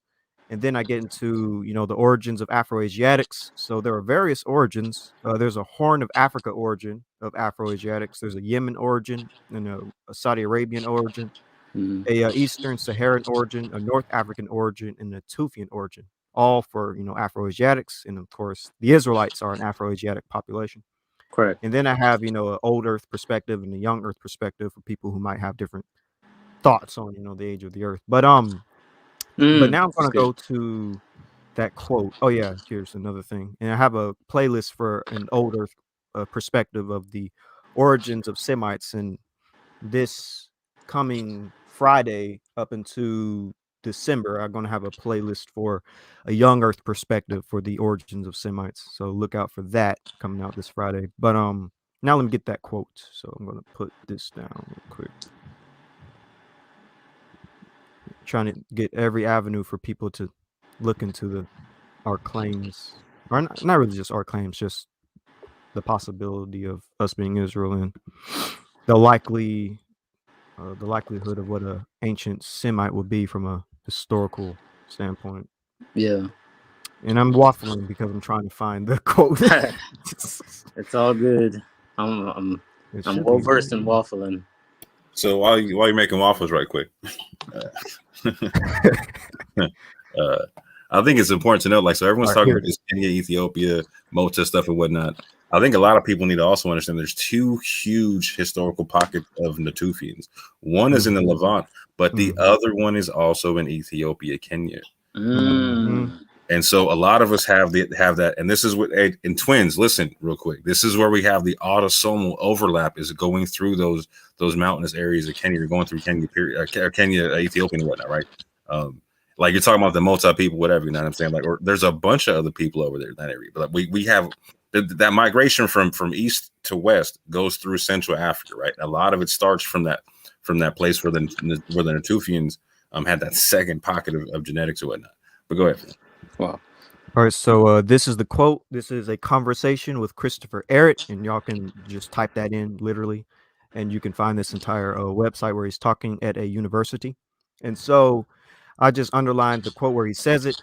After all, the early Semites were just a few Africans arriving to find a lot of other people already in the area. So he literally believes, and there's other linguists that say this as well, that the early Semites were just basically Africans. I have another quote that deals with it as well. Let me pull that one up. Wow. My boy Christopher. Yeah, I like his work. Him and E. Lipsky is pretty good, and also Matovey. I may mispronounce the last word. Matovey, I think his name is. I think he's a Russian linguist. But let me see if I can find this other quote. Yeah. This is Yeah, he from has a my lot of integrity, just to get up and just, say the stuff that he says blunt, or he'll talk about experiences that he's had where people try to make him feel like a horrible person for saying something like, Egypt was rooted in Africanness. It was rooted in African people. It came from Africa. And people hate it. It's like that blindness that I was just talking about. It's like they get so mad, like they want to treat you as if you're really nothing. doing some type of crime. And he's saying like, I'm just following the research. Go ahead. Facts. And here's a book called Guns, Germs, and Steel by Jared Diamond. Some of y'all may have read this in college because this is a book typically that professors will give you to read. But it says in the book, Greenberg determined that Semitic languages really form only one of 6 or more branches of a much larger much larger language family, Afroasiatic. Even the Semitic subfamily itself is mainly African, 12 of its 19 surviving languages being confined to Ethiopia. Mm. This suggests that Afroasiatic languages arose in Africa, and that only one branch of them spread to the Near East. Hence, it may have been Africa that gave birth to the languages spoken by the authors of the Old and New Testaments and the Quran, the moral pillars of Western civilization. And Absolutely. Jared Diamond, by the way, is white. Absolutely. Yeah. I have more quotes like this from others linguists, but I'm gonna kind of hold off on that and let y'all finish the dialogue. Okay. I got more. Okay. The thing with that is that if you look at the table of nations inside the Bible, you'll see that you have the Mitzrayim, but you also have the sons of Mitzrayim, and in those sons were listed the Phoenicians and the Philistines, and so we know that they spread to the land of Canaan. So the Egyptians spoke Demotic. They spoke that Afro-Asiatic language, that Christopher Ehret talks about. And so we know that Phoenicians, they spoke Phoenician, which was that Afro-Asiatic language that was very similar to Hebrew. I'm not exactly sure what the exact relationship was to it, if it was a parent or a sister type of language or something like that. But I know that they're very similar. The Kitav Ivrit. So yeah, like it came from Africa. Those Afro-Asiatic languages, those Semitic languages, because that's what they call it, even though it came out of Africa, it was obviously birthed there.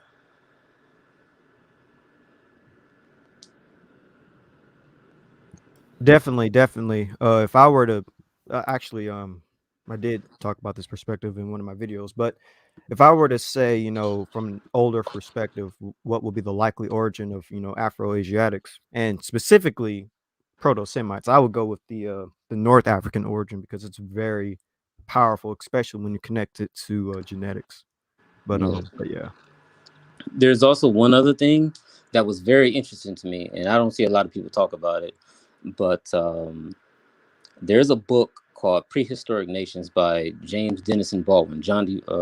Baldwin, and I'm sure that he was like a little racist and stuff like that, or he believed in like the whole white Kushite thing, which is that says something in and of itself when you have like people that's called black, but they must be white.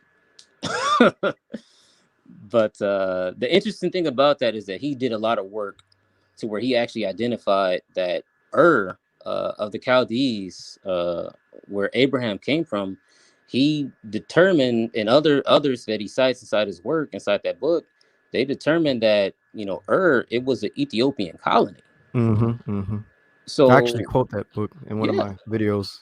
So if that was an Ethiopian colony, and you look at the Horn of Africa, where Moto was, and things like that, it's like they were a seafaring people, I believe. So if that was an Ethiopian colony, it would make sense when Tacitus, when he recorded, many assure us that the Jews are descended from those Ethiopians who fled their home country in fear or something like that. It's like, John D. Baldwin, he would speak that there was two Ethiopias. You got Africa, but you also got the Middle East. And so it's like, which Ethiopia was the Romans talking about when they said that the Jews descended from Ethiopians? Shout out to Tacitus. Yeah, for real. Yeah. This might be the last quote I'll bring out concerning the origins of Afroasiatics. And then I might actually bring something out for you guys for what you just said about Ethiopians. But going to make this point real quick. So I color-coded the various origins that linguists have for Semites. So in red, it talks about a North African origin of Semites. I'm just going to quickly read it. And also over here, you can see a map when it comes to the origins. The Ethiopian origin, the Eastern Sahara origin, and the Teotw origin. But anyways. And real quick, before you get into that, where it says Nilo-Saharan in that little circle right there, that's a good kind of idea of where to think of where that second pocket of Teothians is at, or was that genetically with that? Oh, it is? Oh, yeah. Okay. Interesting. All right. And that's by Campbell and Tishkoff. But so in red, it talks about the North African. So it says the Semitic family is a member of the larger Afroasiatic family, all of whose other 5 or more branches have their origin in North Africa or the Maghreb. Largely for this reason, the ancestors of Proto-Semitic speakers were originally believed by some to have first arrived in the Middle East from North Africa, possibly as part of the operation of the Saharan pump around the late Neolithic. And if y'all remember when I showed that picture of the West Ethiopid, they said that the West Ethiopid phenotype was from the Neolithic North Africa, so that could give you an idea of what early Semites could have looked like. Anyways, so the green right here deals with more of a Nile Valley / Canaan origin of Semites, and this is by Dankoff. Excuse me for my pronunciation. So Dankoff sees Semitic originating between the Nile Delta and Canaan as the northernmost branch of Afroasiatic. Now, in blue, this is from Bench, believed origin of Semites being in Ethiopia. He says, Bench even wonders whether the highly divergent Goreg languages indicate an origin in Ethiopia, with the rest of Ethiopic Semitic a later back migration. And over here in yellow deals with the Natufian, and I believe from a young Earth perspective, 6,000 years, 12,000 years, stuff like that, Natufians would be the best origin of Semites. But it says, according to Christy G. Turner II, there is an archaeological and physical anthropological reason for a relationship between modern Semitic-speaking populations of the Levant and the Natufian culture. So those are like the 4 most best candidates for the origins of Semites. In red, of course, it's North African. In green, it's the Eastern Sahara, the Nile Valley. In blue, it's Ethiopia. And in yellow right here, it's the Natufians. And you find all this information on my channel when I break it down. Okay. That was a lot. But now getting into what you said about Western and Eastern Ethiopians, there's an interesting information on that. Let me see if I can find it. I'm gonna try not to be too long with it. No, go ahead. Gotta find this. Might be. Can y'all hear crying in the background? Because I have family over and it's bedtime, so No, I can't hear anything. Okay, good. I do remember, just to in Might be between right. intermission, I do remember reading a source that described the Elamites as frankly Negroid, people who were unearthed from the necropolis in Susa, which is, close to, I think, like southern Iran or something like that. And so, Hey, my fault. Go ahead. Oh, go no, go ahead. No. I was just gonna talk some stuff to you real here. No, go ahead. I'll have the time that. Go ahead. All right, for sure. So if the Elamites, who are Semites, were frankly Negroid, it's painting this larger picture that you can sort of see the Semitic people as Negroid. In addition to other groups, like if you read about the Midianites, there's many sources that describe them as Saracens. From the time of the Romans to the medieval Crusaders, these wild black Arabian Bedouins, they crazy. That's how they describe them inside these records, and it's like, okay, so the Midianites, they were black. The Edomites were black.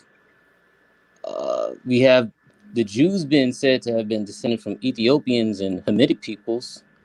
It's just like people ask us, why do you believe what you believe? And when you are looking at people tell you that you're a Hamite, but you're looking at the records that say that the Jews were Hamites, you obviously see a correlation. You don't know the specifics of it, but you can see that. And just seeing that, for me, that's what really helped to propel me to do more research on my own. Just not to trust, what people would try to say, just to see it for myself.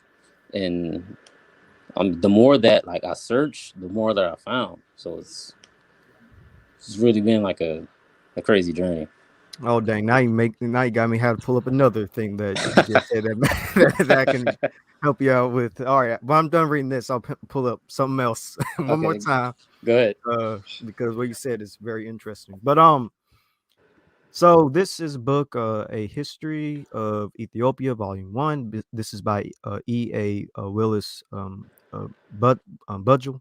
Excuse me for my mispronunciation. But so it says, though the country of Ethiopia is frequently mentioned by classical writers, Homer, Herodotus, Strabo, Diodorus, Pliny, and others.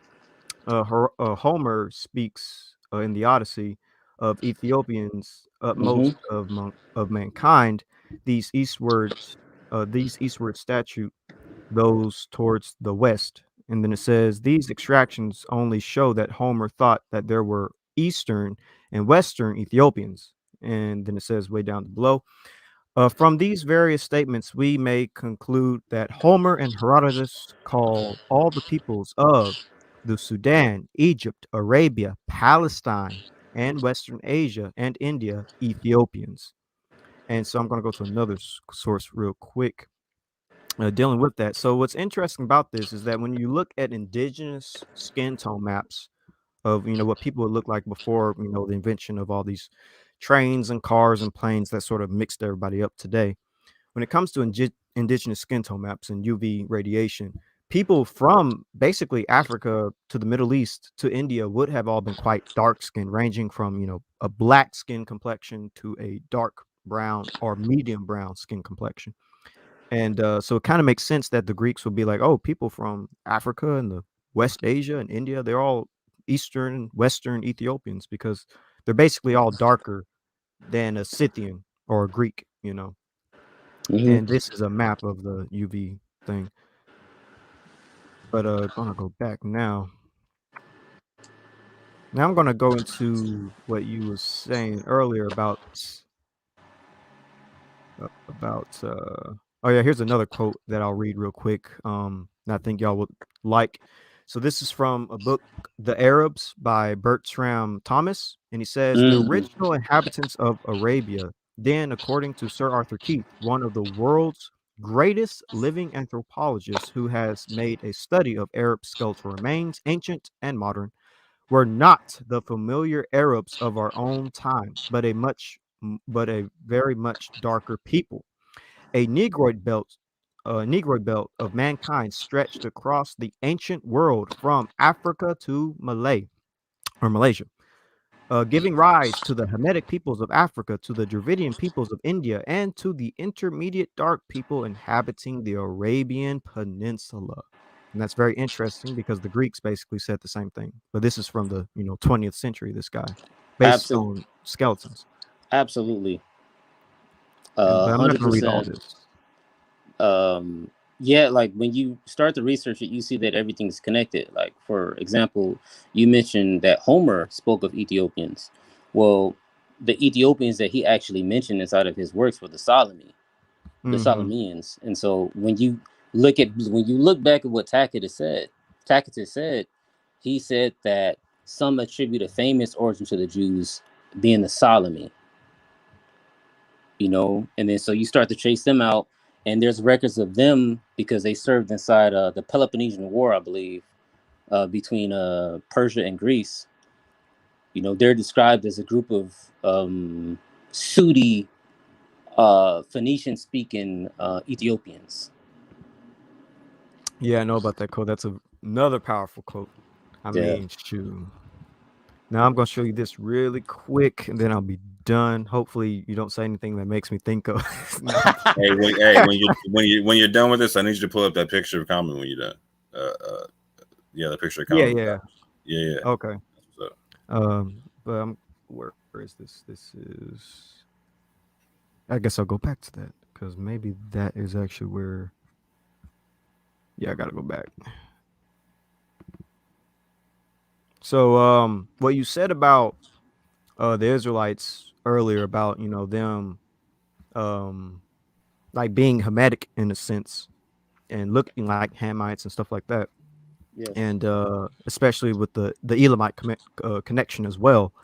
So the reason why I find this to be interesting, what you said, is because. All right, so I'm going to have to flip back and forth. Okay. Yeah, I'm going to have to do that. So the reason why that's interesting is because of this. All right, there I am. So the book of Jubilees actually mentions Eber, who is the father of the Hebrew race, getting with a Cushite. And this is if you take the book of Jubilees to be true. I take the book of Jubilees as more of a historical reference rather than something for spiritual edification. So, I'm going to read from the book of Jubilees, chapter 8, verse 9 through 10. And so it says, Eber, and he took unto himself a wife, and her name was Azurad, the daughter of Nebrod. She bare him a son, and called his name Peleg. The book of Jubilees mentions the name Nebrod, the Greek form of Nimrod, only as being the father of Azurad, the wife of Eber, and the mother of Peleg. This account would thus make Nimrod, a Cushite, Hamite, an ancestor of Abraham, and hence all the Hebrews. In Genesis chapter 10, verse 8 says, Cush begot Nimrod, and he began to be a mighty one on the earth. And so, basically you have this genealogy, Shem going down to Peleg, and then you have the lineage of Ham even being introduced. And, this would bring forth Peleg and then eventually Abraham. So really the Israelites could have had Hamitic ancestry long before even the Exodus, if we take the book of Jubilees to be true. Wow. I'll let you. No, I'm just blown away. Go ahead. And so what you said about the Elamites is equally interesting. So I'm going to quickly get there. Let's see, where is it?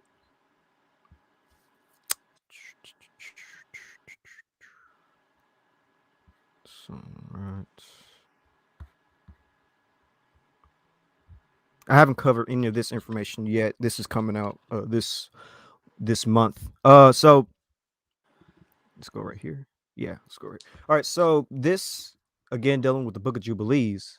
Another ancestor of the Israelites, Arphaxad, actually married an Elamite woman. So let's get into that. So the Book of Jubilees, Elam named Susan, whose daughter Rashia married Arphaxad, a progenitor of another branch of Shemites. Shushan or Susa was the ancient capital of the Elamite Empire, mentioned in Daniel chapter 8, verse 2. And so it says in Jubilees chapter 8, Arphaxad took to himself a wife, and her name was Rashajah, Rashajah, the daughter of Susan, the daughter of Elam. So that's an Elamite. And what's interesting about this, like you said earlier from John D. Why do y'all Baldwin, hate these people's names so much, man?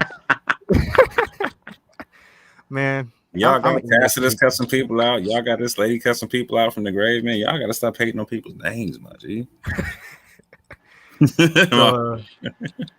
So from John D. Baldwin, he says all the best qualified investigators agree that the evidence already obtained shows conclusively the Cushites or Ethiopian origin of Chaldea, like you said earlier. This is another quote dealing with well, actually that's dealing with the Chaldeans. I'm going to back up, but I have some quotes dealing with the connection between Elamites and well, I'll let you watch that when it comes out. Actually, I'm not gonna do that. But yeah, that's just another thing. Elamites coming into the lineage of Arphaxad. If y'all are familiar with the scriptures, Arphaxad, son of Shem, and then that goes down to Eber, and then that goes down to Abraham. And this is what Elamite looks like. So that's the dark side of Ruddy. I want people to keep that in mind. That's the dark side of Ruddy right there. Oops, that's not. Yeah, right here.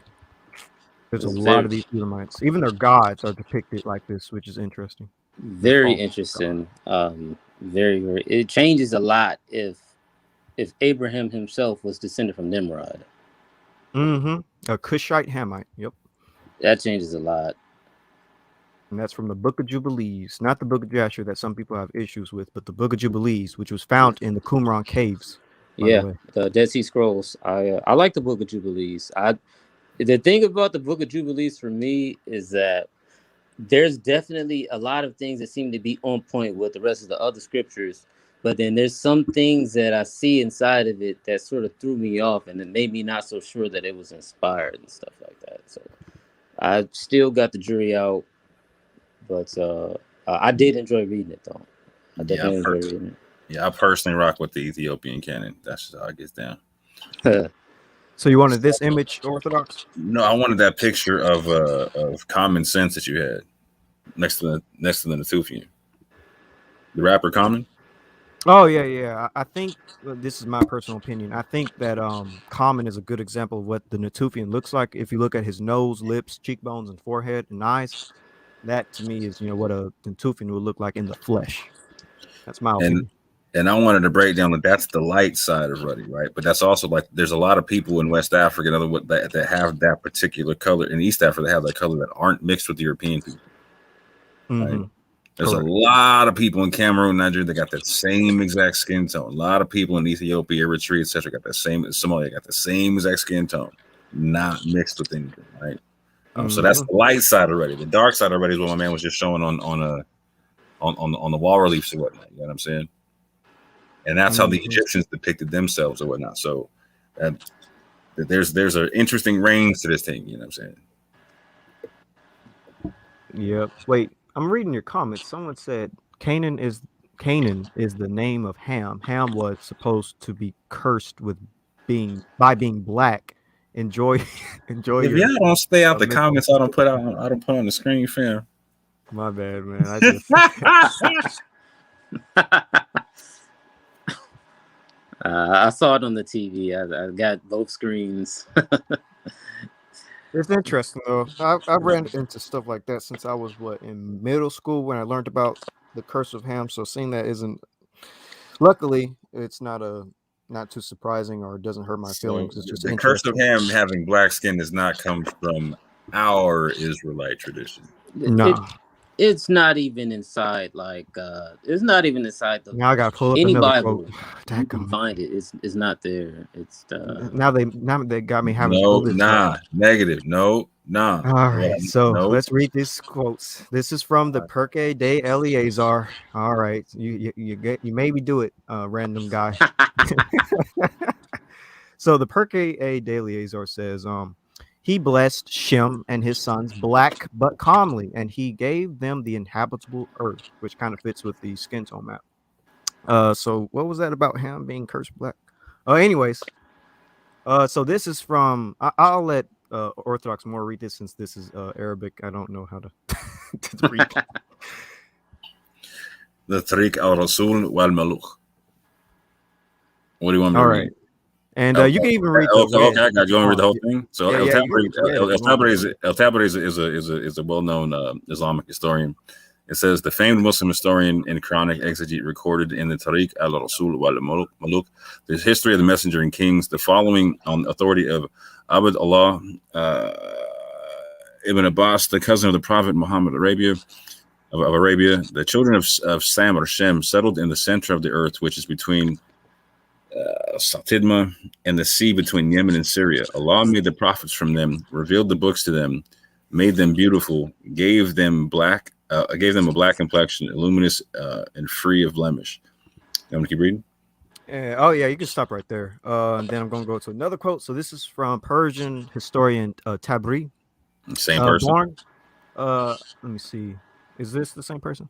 It's El Tabari. It's the same person. Okay.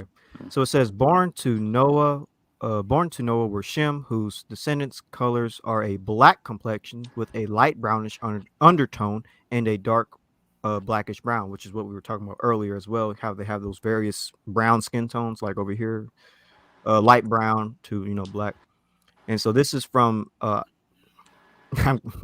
Ibn Abbas. Did I get that right? Ibn Abbas, yeah. Okay, Ibn Abbas. Allah made the descendants of Sam, or Shem, and the descendants of Ham black skin. And this is from 13th century Christian Ibn al-Abri Bar Harbrakas. Now you got to be able to say Ibn al-Abri, fam. Ibn al-Abri. All right. There you go. Shem, the land of the browns, brown skinned people. So I'll stop right there. So the whole idea of the whole idea of Ham being black, that's not entirely accurate. Like, yeah, he had descendants that were black and dark skinned, but so did Shem. Like, they both took a best shot and I'm still standing. The scholarship need a babysitter and a nanny. If your chick feel the A and you feel some type of way, when I say I pop eyes, no chicken sandwich. The word of God on full display. Your garbage can rap, no mixtape. It's like you just got hired, no sick days. Tanks on the ground, you got a pocket knife, switchblade. Native person. And so if like the ancient populations of early European places, if they were melanated, it's like, what does that mean, for all of the peoples who used to dwell on the face of the earth, if they were all, deeply melanated. I think this is what the descendants of Shem would look like. I'm going to quickly pull this up. I think they would have ranged from light brown to black. Then they would have multiple phenotypes. This, to me, is what the best representation of the descendants of Shem. So in your concept, you're talking about like your DE, all of DE and whatnot, right? Yes, very early on in history. Yeah, that's a big range. Yeah, for real. And that's because this kind of comes look at Rico Yahoo talking. He said, "Dad, I'm still on my phone one day." It's interesting. Because yeah, you know what I'm saying. Your man, he breathes like you know what I'm saying, like Uncle from the Jackie Chan cartoon. It's like one more thing. Yeah, this is the last thing right here, I promise. So this right here is actually a bunch of images that I got from the ancient Near East. You can watch my upcoming series for where these different ones come from. But basically, this is what I think Abraham would look like, putting everything together. The various ancient depictions of Semites from the Bronze Age and around. So, and by the way, I have Bedouins right here because Bedouins, I think, are really, well, Bedouins, genetically speaking, are the most quote unquote purest or autochthonous people of the Middle East, and they're dark skinned, So Abraham could look like any one of these people in this image. Yes, sir. Yeah. But anyways, I'm done now. Unless somebody says sure you read. Yeah, if somebody said something or I see a comment, I might say something. It depends. I do need to get back to my family when I'm done with this episode. Oh, that's right. I have a source just to add on to like what you're saying. I believe the guy's name is James Bryant. He had a very long book. It was like one of those old books. It was a very old book with a long title that I don't really remember much, but he really got in depth about how you have these Ethiopians that came to exist underneath Egypt inside the Sudan, but it was his, and this is a white guy, it was his theory that like the Chaldeans, the Babylonians, whoever were the original Babylonians that were like related to Nimrod, they left Babylon, they left Mesopotamia, and they settled inside the Sudan or Nubia, and um, they actually gave Egypt the culture that they had. You know, the belief that their kings are gods, and their burial practices, and you know, all these things that what was his name? His name was Diodorus of Sicily. He has an account where he describes that the Ethiopians that he talked to inside the first century, they told him that Egypt was a colony of ours. We taught them, we gave them all of the traditions that they have. And the beautiful thing about that is that Christopher Ehret, he basically proved it with linguistics. So it's like it's very interesting to think of those connections between Mesopotamia, who, if somebody believes, you know, the Torah, it could be anybody who's involved in Judaism, Islam, or Christianity. If they say that they believe that account in the Bible, whereby Nimrod and Ethiopians or Cushites were in the Middle East, they should believe that the Middle East was a black place, but they don't even really believe that. Like, if you try to tell them, look, Arabia used to be full of black people, they laugh at you. They try to make you seem like some type of kook, but it's inside their book that they say that they believe. Yeah, and even going a little bit into what you said about Chaldeans, I'll just pull up one quick thing. All right, so this is dealing with Chaldeans and Ethiopians. So it says the primitive Chaldeans and Babylonians were real quick. I just want to point out the Hebrew's been like pushing off doing interviews on my channel for forever and a day. Now you want to come take over the joint out of nowhere and start machine gunning the thing. I just want to point that out. I am going to eventually have a proper presentation on your show. I am going to. I guess I just got to fix it in my schedule. I'm free right now because it's a holiday, but you know. But so just going to quickly read this quote because what he said reminded me of you know. So the primitive Chaldeans and Babylonians were known to the Greeks by the names of Chaldeans and Kephians. The Kephians were synonymous with Ethiopians, and of course we know that Abraham came from where? Ur of the Chaldeans. Mm-hmm. He may have been now, of course, you know, in the time period in which Abraham lived, Chaldeans didn't exist, but of course we know in scriptures that there's updates. For instance, Par Ramses is an update because the ancient land was I think Goshen or Avaris, something like that. And so Chaldeans was probably placed later to represent, which may represent what the type of people that Abraham could have came from in a sense. Yeah, and that James Bryant source where he talks about these connections between Chaldea and Ethiopia, he has sources from ancient writers that said that the Judeans and the Idumeans were looked on as the seed of Chaldea, the Semiram, or connected to Semiramis, which was, we know, connected to Nimrod and his son. A lot of like the pagan traditions and stuff like that out of the Middle East. But the sources actually said that the Jews and the Edomites were descended from the Chaldeans, or these Cushites. Yeah, Josephus said that our Arphaxidites are the Chaldeans. Wow. I should have added that quote, but I didn't. Whoa. But Arphaxad was Shem. So if they were the Chaldeans, this is the thing that it's like Shem and Ham were very, very connected inside. They were very, very connected. It's the only way that you have these Semitic people, you know, like the Jews, to be consistently described as Hamitic people all throughout their career as a people. So if you go through the They table, were definitely. Oh, yeah, real quick. So if you go through the table of nations in the first few chapters of Genesis or whatnot, or after that, you know what I'm saying?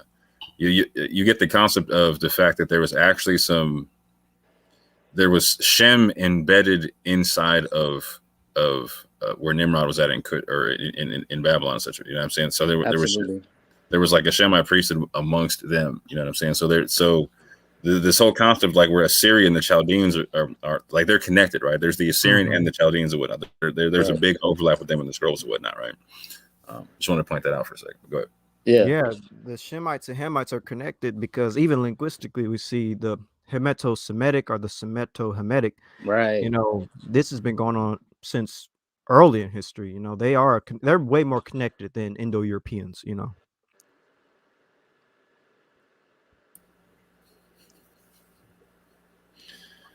So you got a whole nother presentation, Ebri, or no?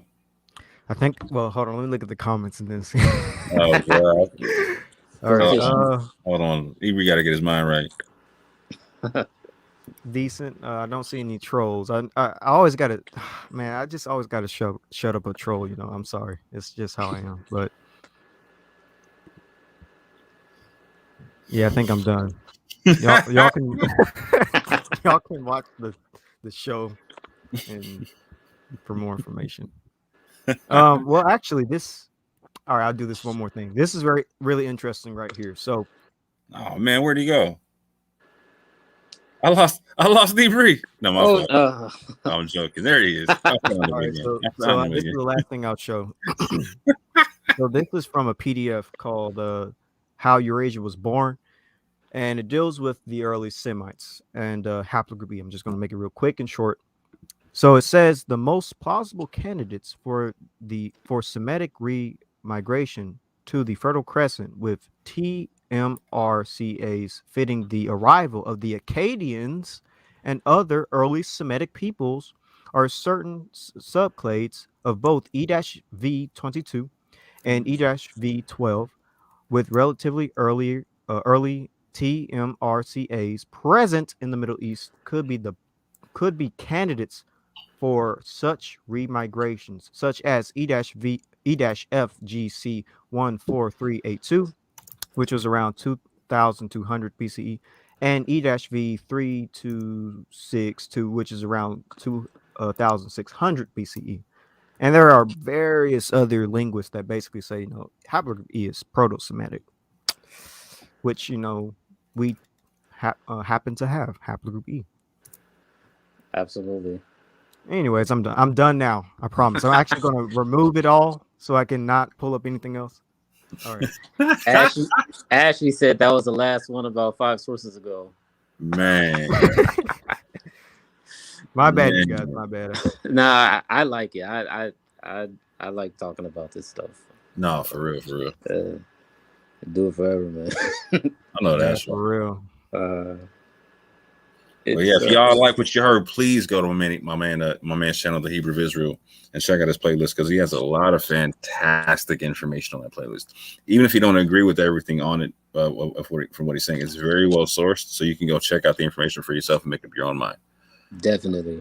Thank you, Orthodox. Not a problem. And shout out to the brother DT for coming through and breaking down some very interesting information as well. Sure. My name's DeMario. I didn't introduce myself. My name is DeMario. Nice to meet you all. Appreciate that, brother. Nice to meet you, man. Yeah. You can also call me Ivri if you don't want to say the Hebrew of Israel, because I know that's kind of long. Okay. And I refuse to say it with a V, but that's just me. How do you say it? I say Ibri. I say with a B. Yeah, Ibri. Oh, Ibri. Okay. It's just how I did. It can't come out my mouth the other way. I'm sorry, fam. It doesn't work that way. Yeah, it's basically Hebrew, is what you're saying. Hebrew in Hebrew. Ivrit.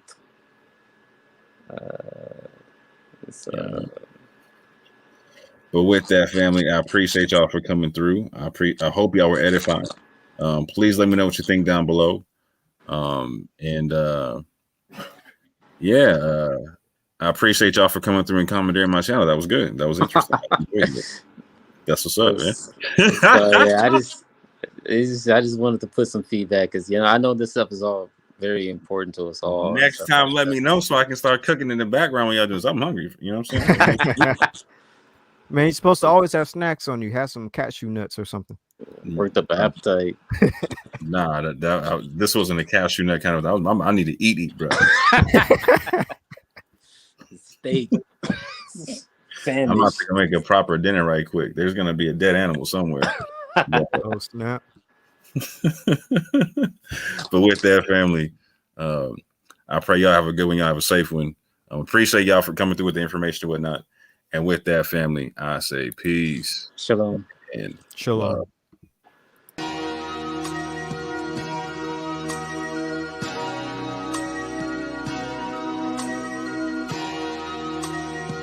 I like the way this feel, yeah. Let my soul cry, yeah, yeah, yeah.